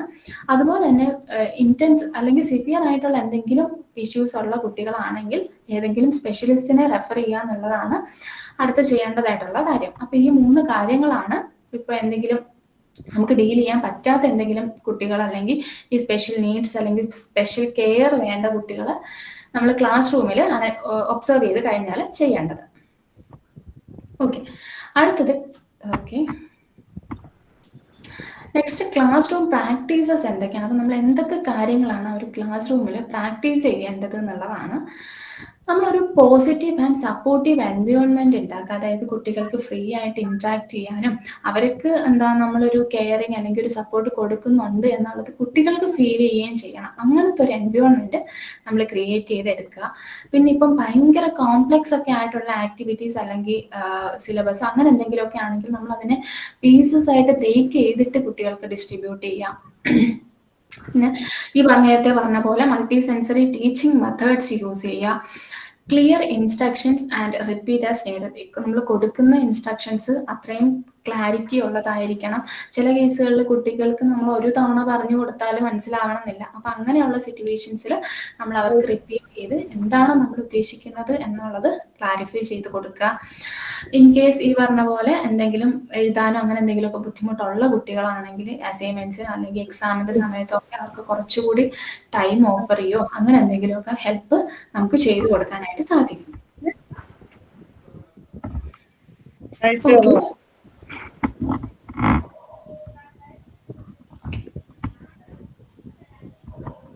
അടുത്തത് നമ്മൾ ശ്രദ്ധിക്കേണ്ട കുറച്ച് കാര്യങ്ങളാണ്. നമ്മൾ മനസ്സിലൊന്ന് ഈ പറഞ്ഞ പോലെ കീപ്പ് ചെയ്ത് വെച്ചാൽ മതി ഈ കാര്യങ്ങൾ. എന്താണ് എംപത്തറ്റിക് ആയിരിക്കുക. അതായത് നമ്മൾ ഇപ്പോൾ കുട്ടികളോട് സിമ്പതി അല്ല നമുക്ക് വേണ്ടത്, നമ്മൾ എംപത്തറ്റിക് ആയിരിക്കുക. എങ്കിൽ മാത്രമേ കുട്ടികൾ അത്രത്തോളം ഓപ്പൺ ആയിട്ട് നമ്മളോട് സംസാരിക്കുകയുള്ളൂ. അപ്പം നമ്മളൊരു ടീച്ചറാണ്, അപ്പം നമ്മൾ ചിലപ്പോൾ അത്രയും റൂഡായിട്ടൊക്കെ കുട്ടികളോട് ബിഹേവ് ചെയ്ത് കഴിഞ്ഞാൽ അവരുടെ പ്രശ്നങ്ങൾ അവർ നമ്മളോട് പറയാനായിട്ട് പേടിക്കും. അവരത്രത്തോളം ഓപ്പൺ അപ്പ് ആവത്തില്ല. അപ്പൊ അതുകൊണ്ട് എംപത്തറ്റിക് ആയിരിക്കുക. പിന്നെ ഒരു ഇഫക്റ്റീവ് കമ്മ്യൂണിക്കേറ്റർ ആയിരിക്കുക. കാര്യങ്ങൾ പ്രോപ്പറായിട്ട് കമ്മ്യൂണിക്കേറ്റ് ചെയ്യുക. വെർബലി ആയിക്കോട്ടെ നോൺ വെർബലി ആയിക്കോട്ടെ. നോൺ വെർബലി ആണെങ്കിൽ നമ്മുടെ ഈ ഗസ്റ്റേഴ്സ്, പോസ്റ്റേഴ്സ്, ഐ കോണ്ടാക്ട് അങ്ങനെ കുറേ കാര്യങ്ങൾ ഇൻഫ്ലുവൻസ് ചെയ്യാറുണ്ട് കുട്ടികൾ. അപ്പൊ അതൊക്കെ ഒന്ന് പ്രോപ്പറായിട്ട് ശ്രദ്ധിച്ച് എൻകറേജ് ചെയ്യുക, പ്രൈസ് ചെയ്യുക, പ്രോംപ്റ്റിംഗ് കൊടുക്കുക. അപ്പൊ അങ്ങനത്തെ കാര്യങ്ങളൊക്കെ നമ്മൾ ശ്രദ്ധിക്കുക. Inspiring and motivational. അപ്പോൾ കുട്ടികൾക്ക് ഒരു ഇൻട്രിൻസിക് ആയിട്ടുള്ള ഒരു മോട്ടിവേഷൻ ഒക്കെ നമുക്ക് ആസ് എ ടീച്ചർ നമുക്ക് കൊടുക്കാൻ പറ്റും. ഇൻക്ലൂസീവ് എഡ്യൂക്കേഷൻ, ഈ പറഞ്ഞ പോലെ എന്തെങ്കിലും സ്പെഷ്യൽ കെയർ ഒക്കെ വേണ്ട കുട്ടികളാണെങ്കിലും നമ്മൾ എല്ലാവരെയും കൂടി ഇൻക്ലൂഡ് ചെയ്തുകൊണ്ട് എഡ്യൂക്കേഷൻ പ്രൊവൈഡ് ചെയ്യുക. കൊളാബറേറ്റീവ് ആയിരിക്കുക. നേരത്തെ പറഞ്ഞത് തന്നെ use of multi sensory modalities, അതായത് ഈ വിഷ്വൽ എയ്ഡ്സ്, ഓഡിറ്ററി എയ്ഡ്, പിന്നെ കൈനസ്തെറ്റിക് എയ്ഡ്സ്, അങ്ങനെയുള്ള സംഭവങ്ങൾ നമ്മൾ അക്കാഡമിക്സിൽ ഇൻക്ലൂഡ് ചെയ്യിക്കുക. പിന്നെ ചൈൽഡ് സെൻറ്റേർഡ് സ്ട്രാറ്റജീസ് കൊണ്ടുവരിക. അതായത് കുട്ടികളുടെ നീഡ് എന്താണ് അല്ലെങ്കിൽ അവരുടെ ഇൻട്രസ്റ്റ് എന്താണ്,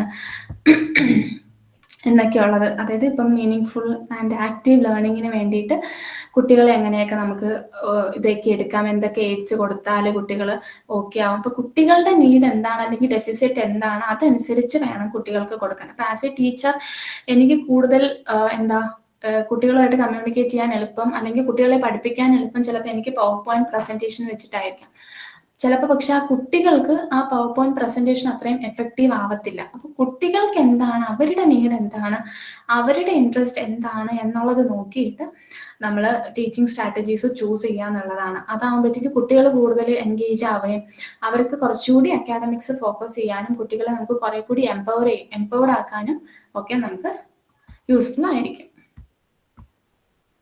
അടുത്തതാണ് ആസ് എ ടീച്ചർ നമ്മൾ ക്ലാസ് റൂമിൽ അപ്ലൈ ചെയ്യേണ്ട ക്ലാസ് റൂം സ്ട്രാറ്റജീസ് എന്തൊക്കെയാണ് എന്നുള്ളതാണ്. ഒന്നാമത്തതാണ് ബിൽഡിംഗ് പോസിറ്റീവ് റിലേഷൻഷിപ്പ്. അതായത് ഒരു ടീച്ചറും കുട്ടിയും തമ്മിൽ എന്താണ് ഒരു പോസിറ്റീവ് ആയിട്ടുള്ള ഒരു റിലേഷൻഷിപ്പ് ആയിരിക്കണം ഉണ്ടായിരിക്കേണ്ടത്. അതിന് വേണ്ടിയിട്ട് നമുക്ക് എന്തൊക്കെ ചെയ്യാം എന്നുള്ളതാണ്. അതായത് ഇപ്പോൾ നമ്മൾ കുട്ടികളെ ഡെയിലി എന്ത് ചെയ്യുക, ഗ്രീറ്റ് ചെയ്യുക, വാംലി ആയിരിക്കണം നമ്മൾ കുട്ടികളെ ഗ്രീറ്റ് ചെയ്യുക. അതുപോലെ തന്നെ അവരുടെ ഹോബീസ് ആൻഡ് കൺസേൺസ് എന്താണ് എന്നുള്ളത് മനസ്സിലാക്കിയിട്ട് അതിൽ നമ്മൾ ഇൻട്രസ്റ്റ് കാണിക്കുക. ആസ് എ ടീച്ചർ അവരുടെ ഹോബീസ് ആൻഡ് കൺസേൺസ് എന്താണെന്ന് മനസ്സിലാക്കിയിട്ട് അതിൽ നമുക്കൊരു ഇൻട്രസ്റ്റ് കാണിക്കാം. അതുപോലെ തന്നെ ഡിസൈറബിൾ ആയിട്ടുള്ള അല്ലെങ്കിൽ ഗുഡ് ബിഹേവിയേഴ്സും അച്ചീവ്മെന്റ്സും ഒക്കെ കുട്ടികൾ കാണിക്കുമ്പോൾ ചെറിയ പോസിറ്റീവ് ആയിട്ടുള്ള റീഇൻഫോഴ്സ്മെന്റ് ഒക്കെ നമുക്ക് അവർക്ക് കൊടുക്കാം. അപ്പൊ അങ്ങനെയൊക്കെ നമ്മൾ കൊടുത്തു വരുമ്പോഴത്തേക്ക് ആ ഒരു ടീച്ചറും സ്റ്റുഡൻറ്റും തമ്മിൽ ഒരു പോസിറ്റീവ് റിലേഷൻഷിപ്പ് അവിടെ ഡെവലപ്പ് ചെയ്ത് എടുക്കാനായിട്ട് ഈസി ആയിരിക്കും. അടുത്തതാണ് differentiated instructions and active learning strategies. അപ്പോൾ ഡിഫറൻഷിയേറ്റഡ് ഇൻസ്ട്രക്ഷൻസ് എന്ന് പറയുമ്പോൾ ഓരോ കുട്ടികളും പഠിക്കുന്നത് വ്യത്യസ്തമായിട്ടായിരിക്കും. അവർക്ക് ഓരോരുത്തർക്കും പേഴ്സണലൈസ്ഡ് ആയിട്ടുള്ള എന്താണ് മെത്തേഡ്സ് ഉണ്ടായിരിക്കും പഠിക്കാനായിട്ട്. അപ്പൊ അങ്ങനെയുള്ള സിറ്റുവേഷൻസിൽ നമ്മൾ നേരത്തെ പറഞ്ഞ പോലെ ഈ മൾട്ടി സെൻസറി മൊട്ടാലിറ്റി അല്ലെങ്കിൽ ടൈപ്പ് ഓഫ് ലേണിംഗ് ആണ് നമ്മൾ എന്ത് ചെയ്യേണ്ടത്, യൂസ് ചെയ്യേണ്ടത്. അതായത് വിഷ്വൽ, ഓഡിറ്ററി, കൈനസ്തെറ്റിക് അങ്ങനത്തെ മൾട്ടി സെൻസറി ആയിട്ടുള്ള ടീച്ചിങ് സ്റ്റൈൽസ് നമ്മൾ അപ്ലൈ ചെയ്യാം. പിന്നെ എന്താ, കുട്ടികളുടെ പ്രിഫറൻസ് കൂടി നോക്കിയിട്ട് അവർക്ക് എന്താണ് അസൈൻമെന്റ്സിനും പ്രൊജക്ട്സിനും ഒക്കെ ഉള്ള ടോപ്പിക്സ് അസൈൻ ചെയ്ത് കൊടുക്കുക. പിന്നെ പിയർ ലേണിങ്ങിന് വേണ്ടിയിട്ട് ഗ്രൂപ്പ്സ് സെറ്റ് ചെയ്ത് കൊടുക്കുക. അപ്പൊ അങ്ങനെയൊക്കെ ചെയ്യുമ്പോഴത്തേക്കും നമുക്ക് ആ ഒരു ഇപ്പൊ ഡെയിലി നമ്മളിങ്ങനെ പുസ്തകം വായിച്ച് കുട്ടികൾക്ക് പറഞ്ഞു കൊടുക്കുന്നതിനെക്കാളും ഇത്തരത്തിലുള്ള ഡിഫറെന്റ് സ്ട്രാറ്റജീസ് നമ്മൾ അപ്ലൈ ചെയ്യുമ്പോഴത്തേക്ക് അവർക്കും കൂടുതലായിട്ട് ഫോളോ ചെയ്യാനായിട്ട് ഈസി ആയിരിക്കും. അടുത്തതാണ് ആക്റ്റീവ് ലേണിംഗ് സ്ട്രാറ്റജി എന്ന് പറയുന്നത്.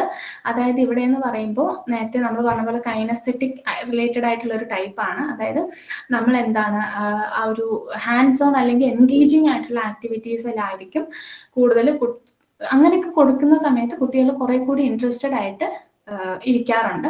അതായത് നമുക്ക് എന്തെങ്കിലും ഗെയിംസ് ഇൻക്ലൂഡ് ചെയ്യാം, അല്ലെങ്കിൽ എന്തെങ്കിലും എക്സ്പീരിമെന്റ്സ്, പിന്നെ നമ്മൾ ഈ ഒരു ലെസൺ ബേസ് ചെയ്തിട്ട് എന്തെങ്കിലും റോൾ പ്ലേയോ അങ്ങനെ എന്തെങ്കിലുമൊക്കെ ഇൻക്ലൂഡ് ചെയ്യിക്കാം.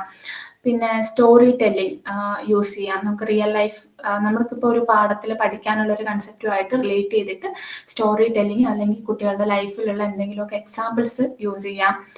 അങ്ങനെയൊക്കെ ചെയ്യുന്നത് വഴി ഇത് നമുക്ക് ആക്റ്റീവ് ലേണിംഗ് സ്ട്രാറ്റജീസ് അപ്ലൈ ചെയ്യാനായിട്ട് സാധിക്കും. പിന്നെ അടുത്തതാണ് പോസിറ്റീവ് റീഇൻഫോഴ്സ്മെന്റ് ആൻഡ് റിവാർഡ്സ്. ഇവിടെ എന്ന് പറയുമ്പോൾ നമ്മൾ ഈ ഒരു ചെറിയൊരു റീഇൻഫോഴ്സ്മെന്റ് അല്ലെങ്കിൽ എൻകറേജ്മെന്റ് കുട്ടികൾക്ക് കൊടുക്കുമ്പോഴത്തേക്ക് അവർ കുറെ കൂടി കുട്ടികൾക്ക് ഒരു കോൺഫിഡൻസും ഒരു മോട്ടിവേഷനും ഒക്കെ കുട്ടികൾക്ക് ഉണ്ടാവും. അപ്പം അവിടെ നമ്മൾ ചെയ്യേണ്ടതെന്ന് വെച്ചാൽ നല്ല ബിഹേവിയർ അല്ലെങ്കിൽ പെർഫോമൻസ് കാണിക്കുന്ന സമയത്ത് അവരെ പ്രൈസ് ചെയ്യുക, അല്ലെങ്കിൽ ചെറിയ സ്റ്റിക്കേഴ്സോ എന്തെങ്കിലും ഈ സ്റ്റാർ ഇടുന്ന, ഞാനൊക്കെ സ്കൂളിൽ പഠിക്കുമ്പോഴത്തേക്കും നമ്മൾ ഈ ഗുഡ് സ്റ്റാറോ അങ്ങനെ എന്തോ ഒരു സംഭവം ഉണ്ടായിരുന്നു. നമ്മൾ എന്തെങ്കിലും നല്ല കാര്യങ്ങൾ ചെയ്യുമ്പോഴത്തേക്കും നമുക്ക് സ്റ്റാർ കൂടുതൽ കിട്ടും. അങ്ങനെ ലാസ്റ്റിൽ കൗണ്ട് ചെയ്തിട്ട് എത്ര സ്റ്റാർസ് ആണോ ആർക്കാണോ കൂടുതൽ സ്റ്റാർസ് കിട്ടുന്നത് അവർക്ക് പ്രൈസ് ഒക്കെ കൊടുക്കുന്ന ഒരു സിസ്റ്റം ഒക്കെ ഞാൻ പഠിച്ച സ്കൂളിൽ ഉണ്ടായിരുന്നു. അപ്പൊ അതുപോലെ നമ്മൾ കുട്ടികളുടെ ഈ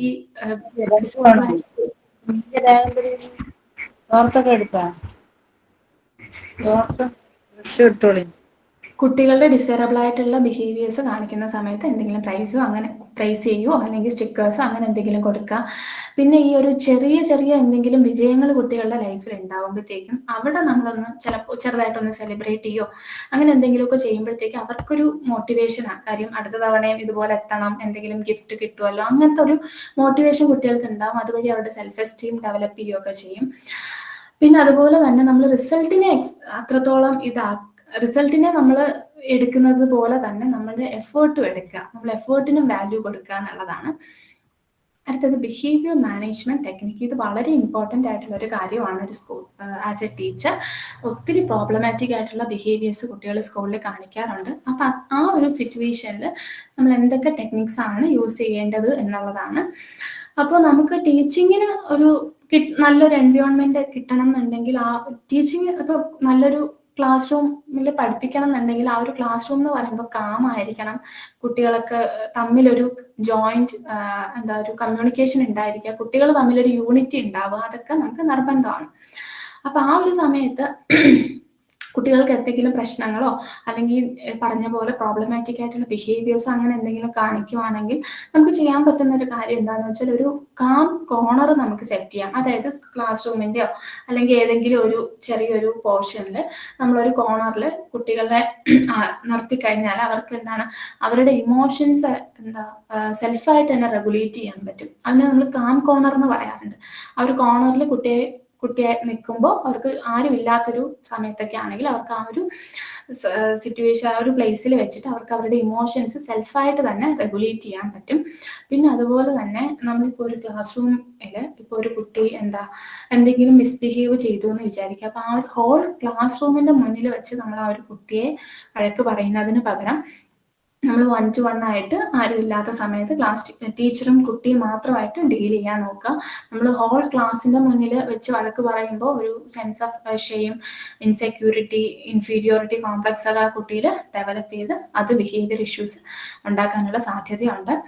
പിന്നെ നമ്മൾ ഈ ടു മച്ച് പണിഷ്മെന്റും കുട്ടികൾക്ക് ബുദ്ധിമുട്ടുണ്ടാക്കും. അപ്പൊ ആ ഒരു സമയത്ത് നമ്മൾ കമ്പാഷനേറ്റ് ആയിട്ട് ഇടവിട്ട് തന്നെ കുട്ടികൾക്ക് ആ ഒരു ബിഹേവിയറിന്റെ കോൺസിക്വൻസ് എന്താണ്, ഇങ്ങനെ ചെയ്താൽ എന്തൊക്കെയാണ് ഉണ്ടാവുക എന്നുള്ളത് കുട്ടികളിൽ പറഞ്ഞ് മനസ്സിലാക്കി കൊടുക്കുക ബൈ കമ്പാഷനേറ്റ്ലി. ഓക്കെ, അപ്പോൾ കൺസിസ്റ്റന്റ് ആയിട്ട് നമ്മളത് ചെയ്യണം, എങ്കിൽ മാത്രമേ അത് കറക്റ്റ് ആയിട്ട് പോകത്തുള്ളൂ. അടുത്തത് എൻകറേജിങ്, അടുത്തത് പ്രൊമോട്ടിങ് ഇമോഷണൽ വെൽബീയിങ്.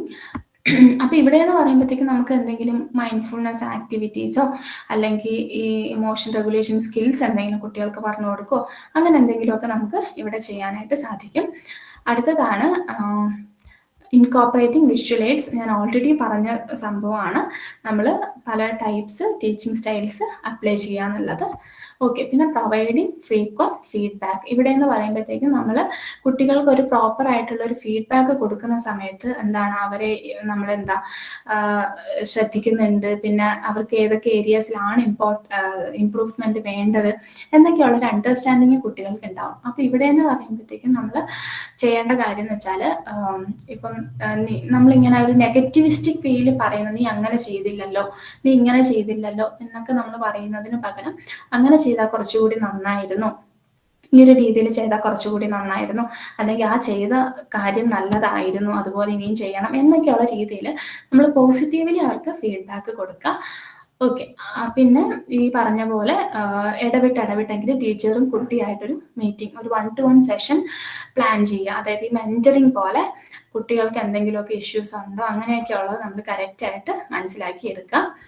പിന്നെ അഡാപ്റ്റിംഗ് ടു സ്പെഷ്യൽ നീഡ്സ്. അപ്പോൾ ഈ എല്ലാ കുട്ടികളും, അതായത് അവിടെയാണ് ഈ ഇൻക്ലൂസീവ് എഡ്യൂക്കേഷൻ നമ്മൾ നോക്കുന്നത്. അതായത് ഈ ഒരു ഇൻക്ലൂസീവ് എഡ്യൂക്കേഷൻ നമ്മൾ ഇൻക്ലൂഡ് ചെയ്യുമ്പോഴത്തേക്ക് എല്ലാ കുട്ടികളെയും നമ്മൾ കൺസിഡർ ചെയ്യുന്നുണ്ട് അല്ലെങ്കിൽ സപ്പോർട്ട് ചെയ്യുന്നുണ്ട്, ആൻഡ് കുട്ടികൾക്ക് അവരെല്ലാവരെയും വാല്യൂ ചെയ്യുന്നുണ്ട് എന്നൊക്കെയുള്ളൊരു ഫീല് കുട്ടികൾക്ക് ഉണ്ടാവും. അപ്പം ഇവിടെ നിങ്ങൾ ചെയ്യേണ്ടതെന്ന് വെച്ചാൽ നമ്മളൊരു ഒരു IEP ഇൻഡിവിജ്വലൈസ്ഡ് എഡ്യൂക്കേഷൻ പ്ലാന് കറക്റ്റായിട്ട് പ്രിപ്പയർ ചെയ്യുക. ഡിസബിലിറ്റി എന്തെങ്കിലും ഉള്ളൊരു കുട്ടികൾ ഉണ്ടെങ്കിൽ അവർക്ക് വേണ്ടിയിട്ട് IEP പ്രിപ്പയർ ചെയ്യുക. അതായത് അവർക്ക് വേണ്ടിയിട്ട് ഗോൾസ് സെറ്റ് ചെയ്തിട്ട് അത് മീറ്റ് ചെയ്യാൻ വേണ്ടിയിട്ടുള്ള സ്റ്റെപ്സുകൾ എടുക്കുക. പിന്നെ എന്തെങ്കിലും അസിസ്റ്റീവ് ഡിവൈസസോ ടൂൾസോ അങ്ങനെ എന്തെങ്കിലുമൊക്കെ വേണമെങ്കിൽ അതുകൂടി ഇൻക്ലൂഡ് ചെയ്യിക്കുക. അപ്പൊ ഇത്രയൊക്കെയാണ് ഒരു ക്ലാസ് റൂം സ്ട്രാറ്റജീസ്. അടുത്തത് നേരത്തെ പറഞ്ഞ പോലെ ഇൻക്ലൂസീവ് ട്രെയിനിങ് സ്ട്രാറ്റജീസ്. ഇൻക്ലൂസീവ് എന്ന് പറയുമ്പോൾ നമ്മൾ ഈ പറഞ്ഞ പോലെ ഡിസബിലിറ്റി ഒക്കെ ഉള്ള എന്തെങ്കിലും കുട്ടികളോ എന്തെങ്കിലും സ്പെഷ്യൽ നീഡ്സ് അങ്ങനെ എന്തെങ്കിലും വേണ്ട കുട്ടികളൊക്കെ ക്ലാസ് റൂമിൽ ഉണ്ടെങ്കിൽ നമ്മൾ ഡിഫറൻഷിയേറ്റഡ് ഇൻസ്ട്രക്ഷൻസ് യൂസ് ചെയ്യണം. ഞാൻ ഓൾറെഡി മെൻഷൻ ചെയ്തതാണ്. അതായത് ഇപ്പോൾ വിഷ്വൽ, ഇപ്പൊ കണ്ണ് കാണാത്ത ഒരു കുട്ടി നമ്മുടെ ക്ലാസ്സിൽ ഉണ്ടെങ്കിൽ ആ കുട്ടിക്ക് നമ്മൾ വിഷ്വൽ എയ്ഡ്സ് കാണിച്ചിട്ട് അത്രത്തോളം ബെനിഫിറ്റ് ആവത്തില്ല. അപ്പൊ ആ ഒരു സിറ്റുവേഷനിൽ നമ്മൾ കുട്ടികൾക്ക് ഓഡിറ്ററി എയ്ഡ്സോ അല്ലെങ്കിൽ പറഞ്ഞ പോലെ കൈനസ്തെറ്റിക് ആയിട്ടുള്ള എന്തെങ്കിലും കാര്യങ്ങളോ അങ്ങനെ എന്തെങ്കിലുമൊക്കെ നമ്മൾ ചെയ്യുക. അപ്പോൾ കുട്ടിയുടെ നീഡ് അനുസരിച്ച് ആ ഇൻസ്ട്രക്ഷൻസിൽ നമ്മൾ വ്യത്യാസം വരുത്തുക. പിന്നെ യൂണിവേഴ്സൽ ഡിസൈൻ ഫോർ ലേണിംഗ്, അതായത് ഇവിടെ എന്ന് പറയുമ്പോഴത്തേക്കും എല്ലാ കുട്ടികൾക്കും ഈക്വൽ ലേണിംഗ് ഓപ്പർച്യൂണിറ്റി ആണ് എന്നുള്ളൊരു കൺസെപ്റ്റാണ് ഈ ഒരു യൂണിവേഴ്സൽ ഡിസൈൻ ഫോർ ലേണിംഗ് എന്ന് പറയുന്നത്. അതായത് ഒരു ഫ്ലെക്സിബിൾ ആയിട്ടുള്ള ഒരു ഇൻക്ലൂസീവ് ലേണിംഗ് എൻവയോൺമെന്റ്സ് ആണ് ഇവിടെ ഇതുകൊണ്ട് ഉദ്ദേശിക്കുന്നത്. അവിടെ എന്ന് പറയുമ്പോൾ ഒത്തിരി ലേണേഴ്സ് ഉണ്ടാവും. ഇപ്പോൾ എന്തെങ്കിലും സ്പെഷ്യൽ നീഡ്സ് ഉള്ള കുട്ടികൾ ഉണ്ടാവാം, അല്ലെങ്കിൽ സ്പെഷ്യൽ ലേണിംഗ് സ്റ്റൈൽസ് വേണ്ട കുട്ടികൾ ഉണ്ടാവാം, വ്യത്യസ്ത കൾച്ചറൽ ബാക്ക്ഗ്രൗണ്ടിൽ നിന്ന് വരുന്ന കുട്ടികൾ ഉണ്ടാവാം. അപ്പോൾ ഇവർക്കൊക്കെ വേണ്ടിയിട്ട് നമ്മൾ എന്താണ് ഫ്ലെക്സിബിളും ഇൻക്ലൂസീവും ആയിട്ടുള്ള ലേണിംഗ് എൻവയോൺമെന്റ്സ് ഉണ്ടാക്കുക. പിന്നെ ഓഡിയോ ബുക്സ് അല്ലെങ്കിൽ വിഷ്വൽ എയ്ഡ്സ് യൂസ് ചെയ്യുക. പിന്നെ നമുക്ക് ഈ ഒരു ടെക്സ്റ്റ് ടു സ്പീച്ച് സോഫ്റ്റ്വെയർ, അതായത് നമ്മളിപ്പോൾ ഈ ഒരു ടെക്സ്റ്റിനെ സ്പീച്ച് ആയിട്ട് മാറ്റുന്ന സോഫ്റ്റ്വെയർസ് നമുക്ക് അവൈലബിൾ ആണ്. അപ്പം അങ്ങനത്തെ എന്തെങ്കിലും യൂസ് ചെയ്യാം. ആൻഡ് സ്പീച്ചിനെ ടെക്സ്റ്റ് ആക്കുന്ന ടൂൾസും അവൈലബിൾ ആണ്. അപ്പം അങ്ങനെയൊക്കെ എന്തെങ്കിലുമൊക്കെ മെറ്റീരിയൽസോ ടൂൾസോ ഡിവൈസസോ ഒക്കെ വേണമെങ്കിൽ അതൊക്കെ നമുക്ക് ഇതിനകത്ത് ഇൻക്ലൂഡ് ചെയ്യാം. ഓക്കെ, അടുത്തതാണ് സ്ട്രിക്റ്റ് ലേണിംഗ് നമുക്ക് അത്രത്തോളം ബെനിഫിറ്റ് ആവത്തില്ല.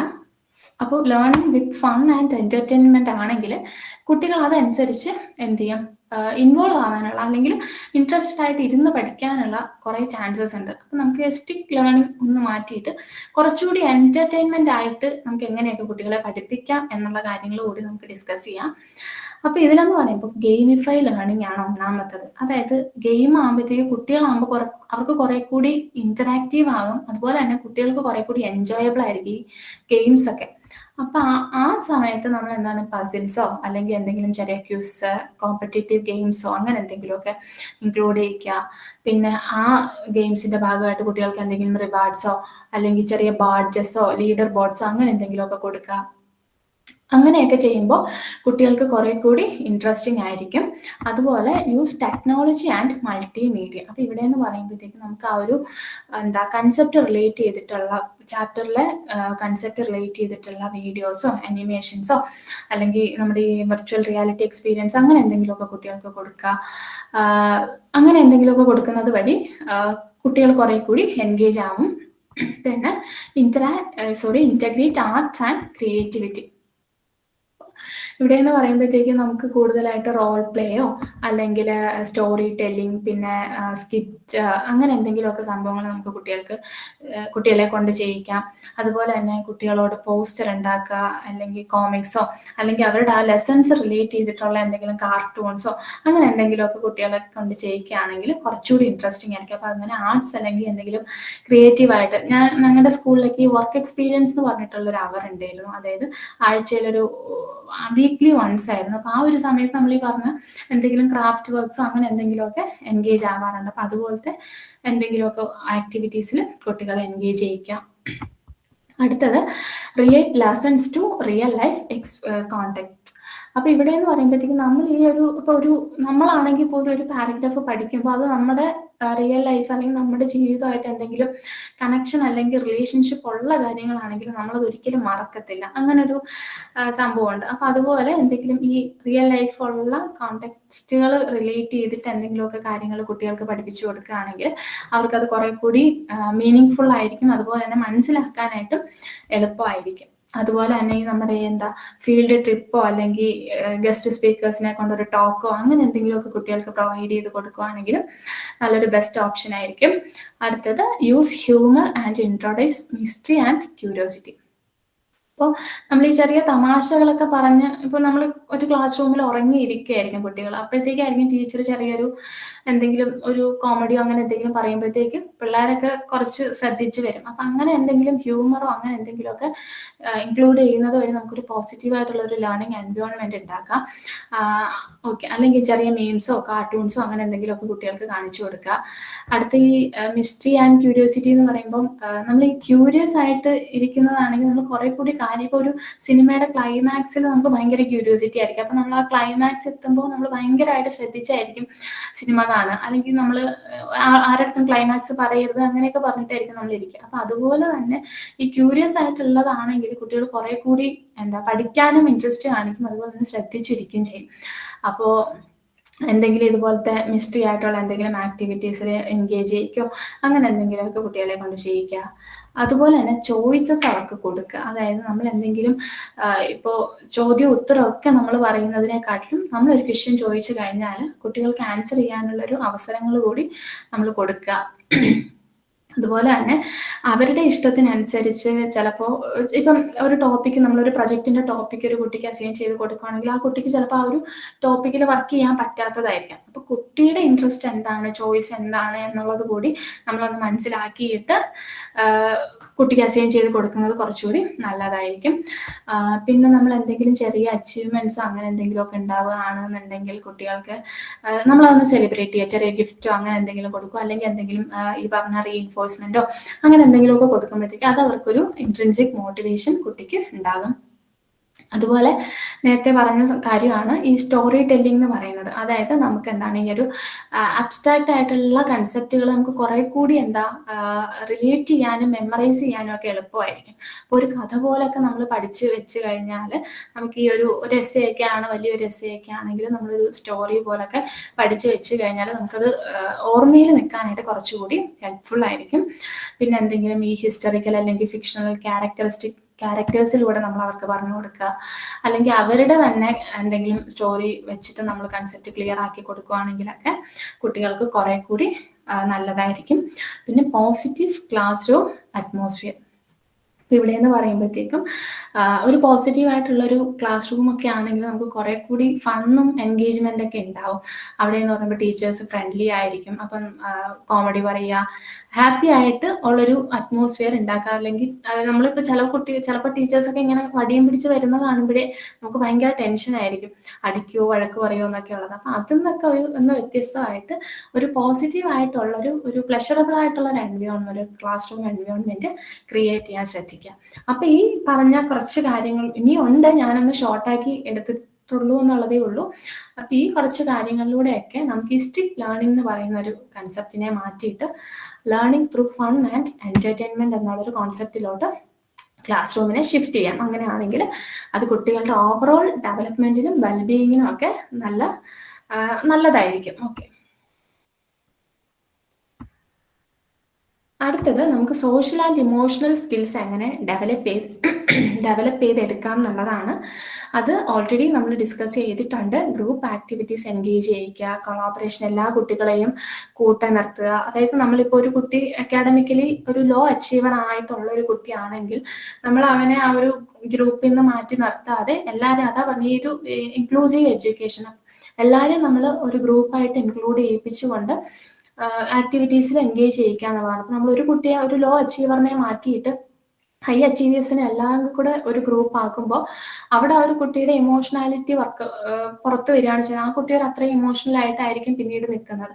അതുപോലെ തന്നെ നമ്മൾ കുട്ടികളെ കണക്ട് ചെയ്യുമ്പോൾ ഈ പിയർ ട്യൂട്ടറിങ്ങിൽ വരുമ്പോൾ ഒരു ഹൈ അച്ചീവറിനെയും ഒരു ലോ അച്ചീവറിനെയും കൂടി കണക്ട് ചെയ്ത് കഴിഞ്ഞാൽ അവിടെ അത്ര നല്ല എഫക്റ്റീവ് ആയിരിക്കും.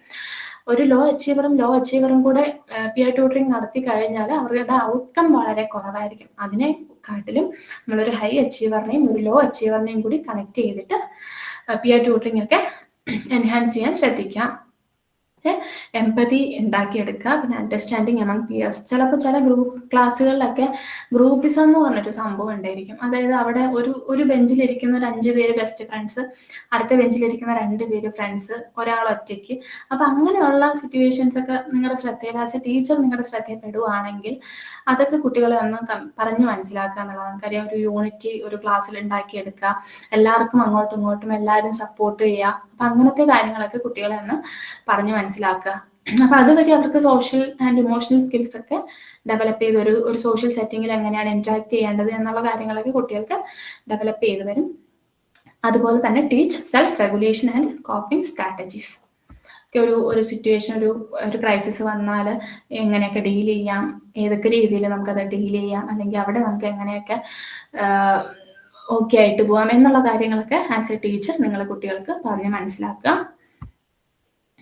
ഓക്കെ, അടുത്തതാണ് ഞാൻ നേരത്തെ കുറേ തവണ യൂസ് ചെയ്തൊരു വേർഡാണ് ഈ കൊളാബറേഷൻ എന്ന് പറയുന്നത്. ഇവിടുത്തെ ഒരു കൊളാബറേഷൻ കൊണ്ട് ഉദ്ദേശിക്കുന്നത് ഒരു സ്കൂളിൽ ഇപ്പോൾ ഒരു കുട്ടിക്ക് എന്തെങ്കിലും ഒരു ഡിഫിക്കൽട്ടി ഉണ്ടായി എന്നിരിക്കട്ടെ. അപ്പോൾ ആ ഒരു സിറ്റുവേഷനിൽ നമുക്ക് ടീച്ചർ എന്ന നിലയ്ക്ക് നമുക്കത് ഒറ്റയ്ക്ക് പരിഹരിക്കാനായിട്ട് ബുദ്ധിമുട്ടുണ്ടാവും. അപ്പോൾ ആ ഒരു സമയത്ത് നമ്മൾ പാരൻസിനെ ഇൻവോൾവ് ചെയ്യിക്കുക. അതുപോലെ തന്നെ സ്കൂൾ കൗൺസിലർ അല്ലെങ്കിൽ സ്പെഷ്യൽ എഡ്യൂക്കേറ്റേഴ്സ് ഉണ്ടെങ്കിൽ അവരോട് കൂടി കാര്യങ്ങൾ കമ്മ്യൂണിക്കേറ്റ് ചെയ്ത് കുട്ടിക്ക് എന്താണ് ഡെഫിസിറ്റ് അല്ലെങ്കിൽ കുട്ടിക്ക് എന്ത് നീഡാണ് വേണ്ടത് എന്നുള്ളത് നോക്കിയിട്ട് അഡ്യൂക്കേറ്റ് ആയിട്ട് പ്രൊവൈഡ് ചെയ്യാനായിട്ട് പറയാന്നുള്ളതാണ്. അതുകൊണ്ടാണ് ഈ ഒരു ആരോ അങ്ങോട്ടും ഇങ്ങോട്ടും ഇൻഡിക്കേറ്റ് ചെയ്യുന്നത്. അതായത് നമ്മൾ ഒരാൾ ഒറ്റയ്ക്ക് വിചാരിച്ചിട്ട് ഇപ്പോൾ ഒരു ടീച്ചർ മാത്രം ഒരു കുട്ടിയുടെ കാര്യത്തിൽ ഇനീഷ്യേറ്റീവ് എടുത്തിട്ട് നമുക്ക് no use.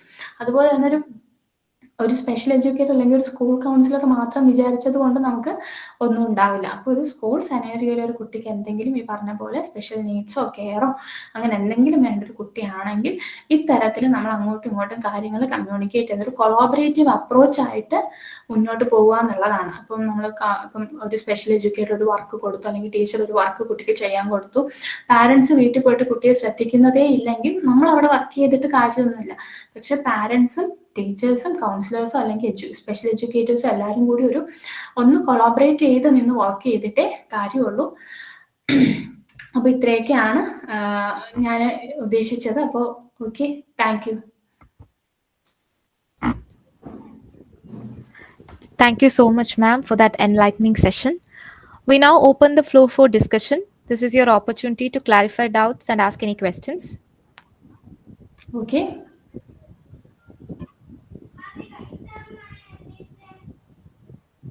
Since we have reached 8:40, I would like all the participants to share your comments and thoughts in the chat. Is that fine? Abhirami, proceed with the next things. And dear friends, join our extension wing. The link is provided in the chat, and the feedback form will be provided with the national anthem soon. Okay, thank you. Carry on, Abhirami.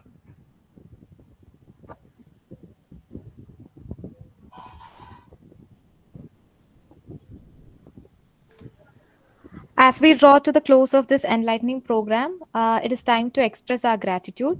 To deliver the vote of thanks, I now invite Manuel Sariak. Over to you, Manuel.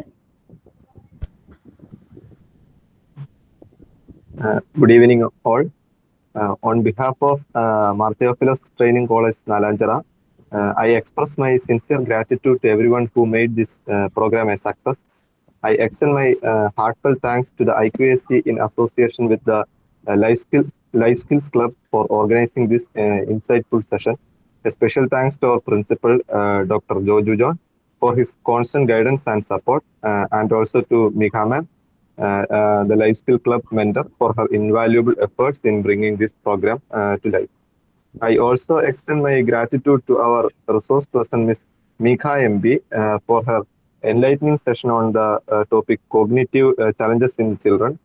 Ma'am, your expertise and insights have been truly inspiring. And also a big thanks to Ansi ma'am, our technical coordinator, for ensuring the smooth execution of this online event, and to all the participants for their active involvement. Finally, I thank the audience for their dedicated efforts. Thank you all.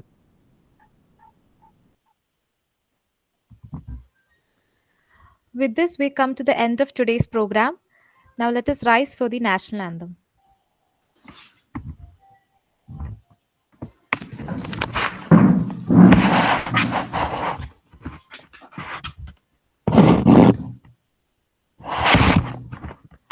जनगण मन अधिनायक जय हे भारत भाग्य विधाता पंजाब सिंध गुजरात मराठा द्राविड उत्कल बंगा विंध्य हिमाचल यमुना गंगा उच्चल जलधि तरंगा तव शुभ नामे जागे तव शुभ आशीष मांगे गाहे तव जय गाथा जन गण मंगलदायक जय हे भारत भाग्य विधाता जय हे जय हे जय हे जय जय जय जय हे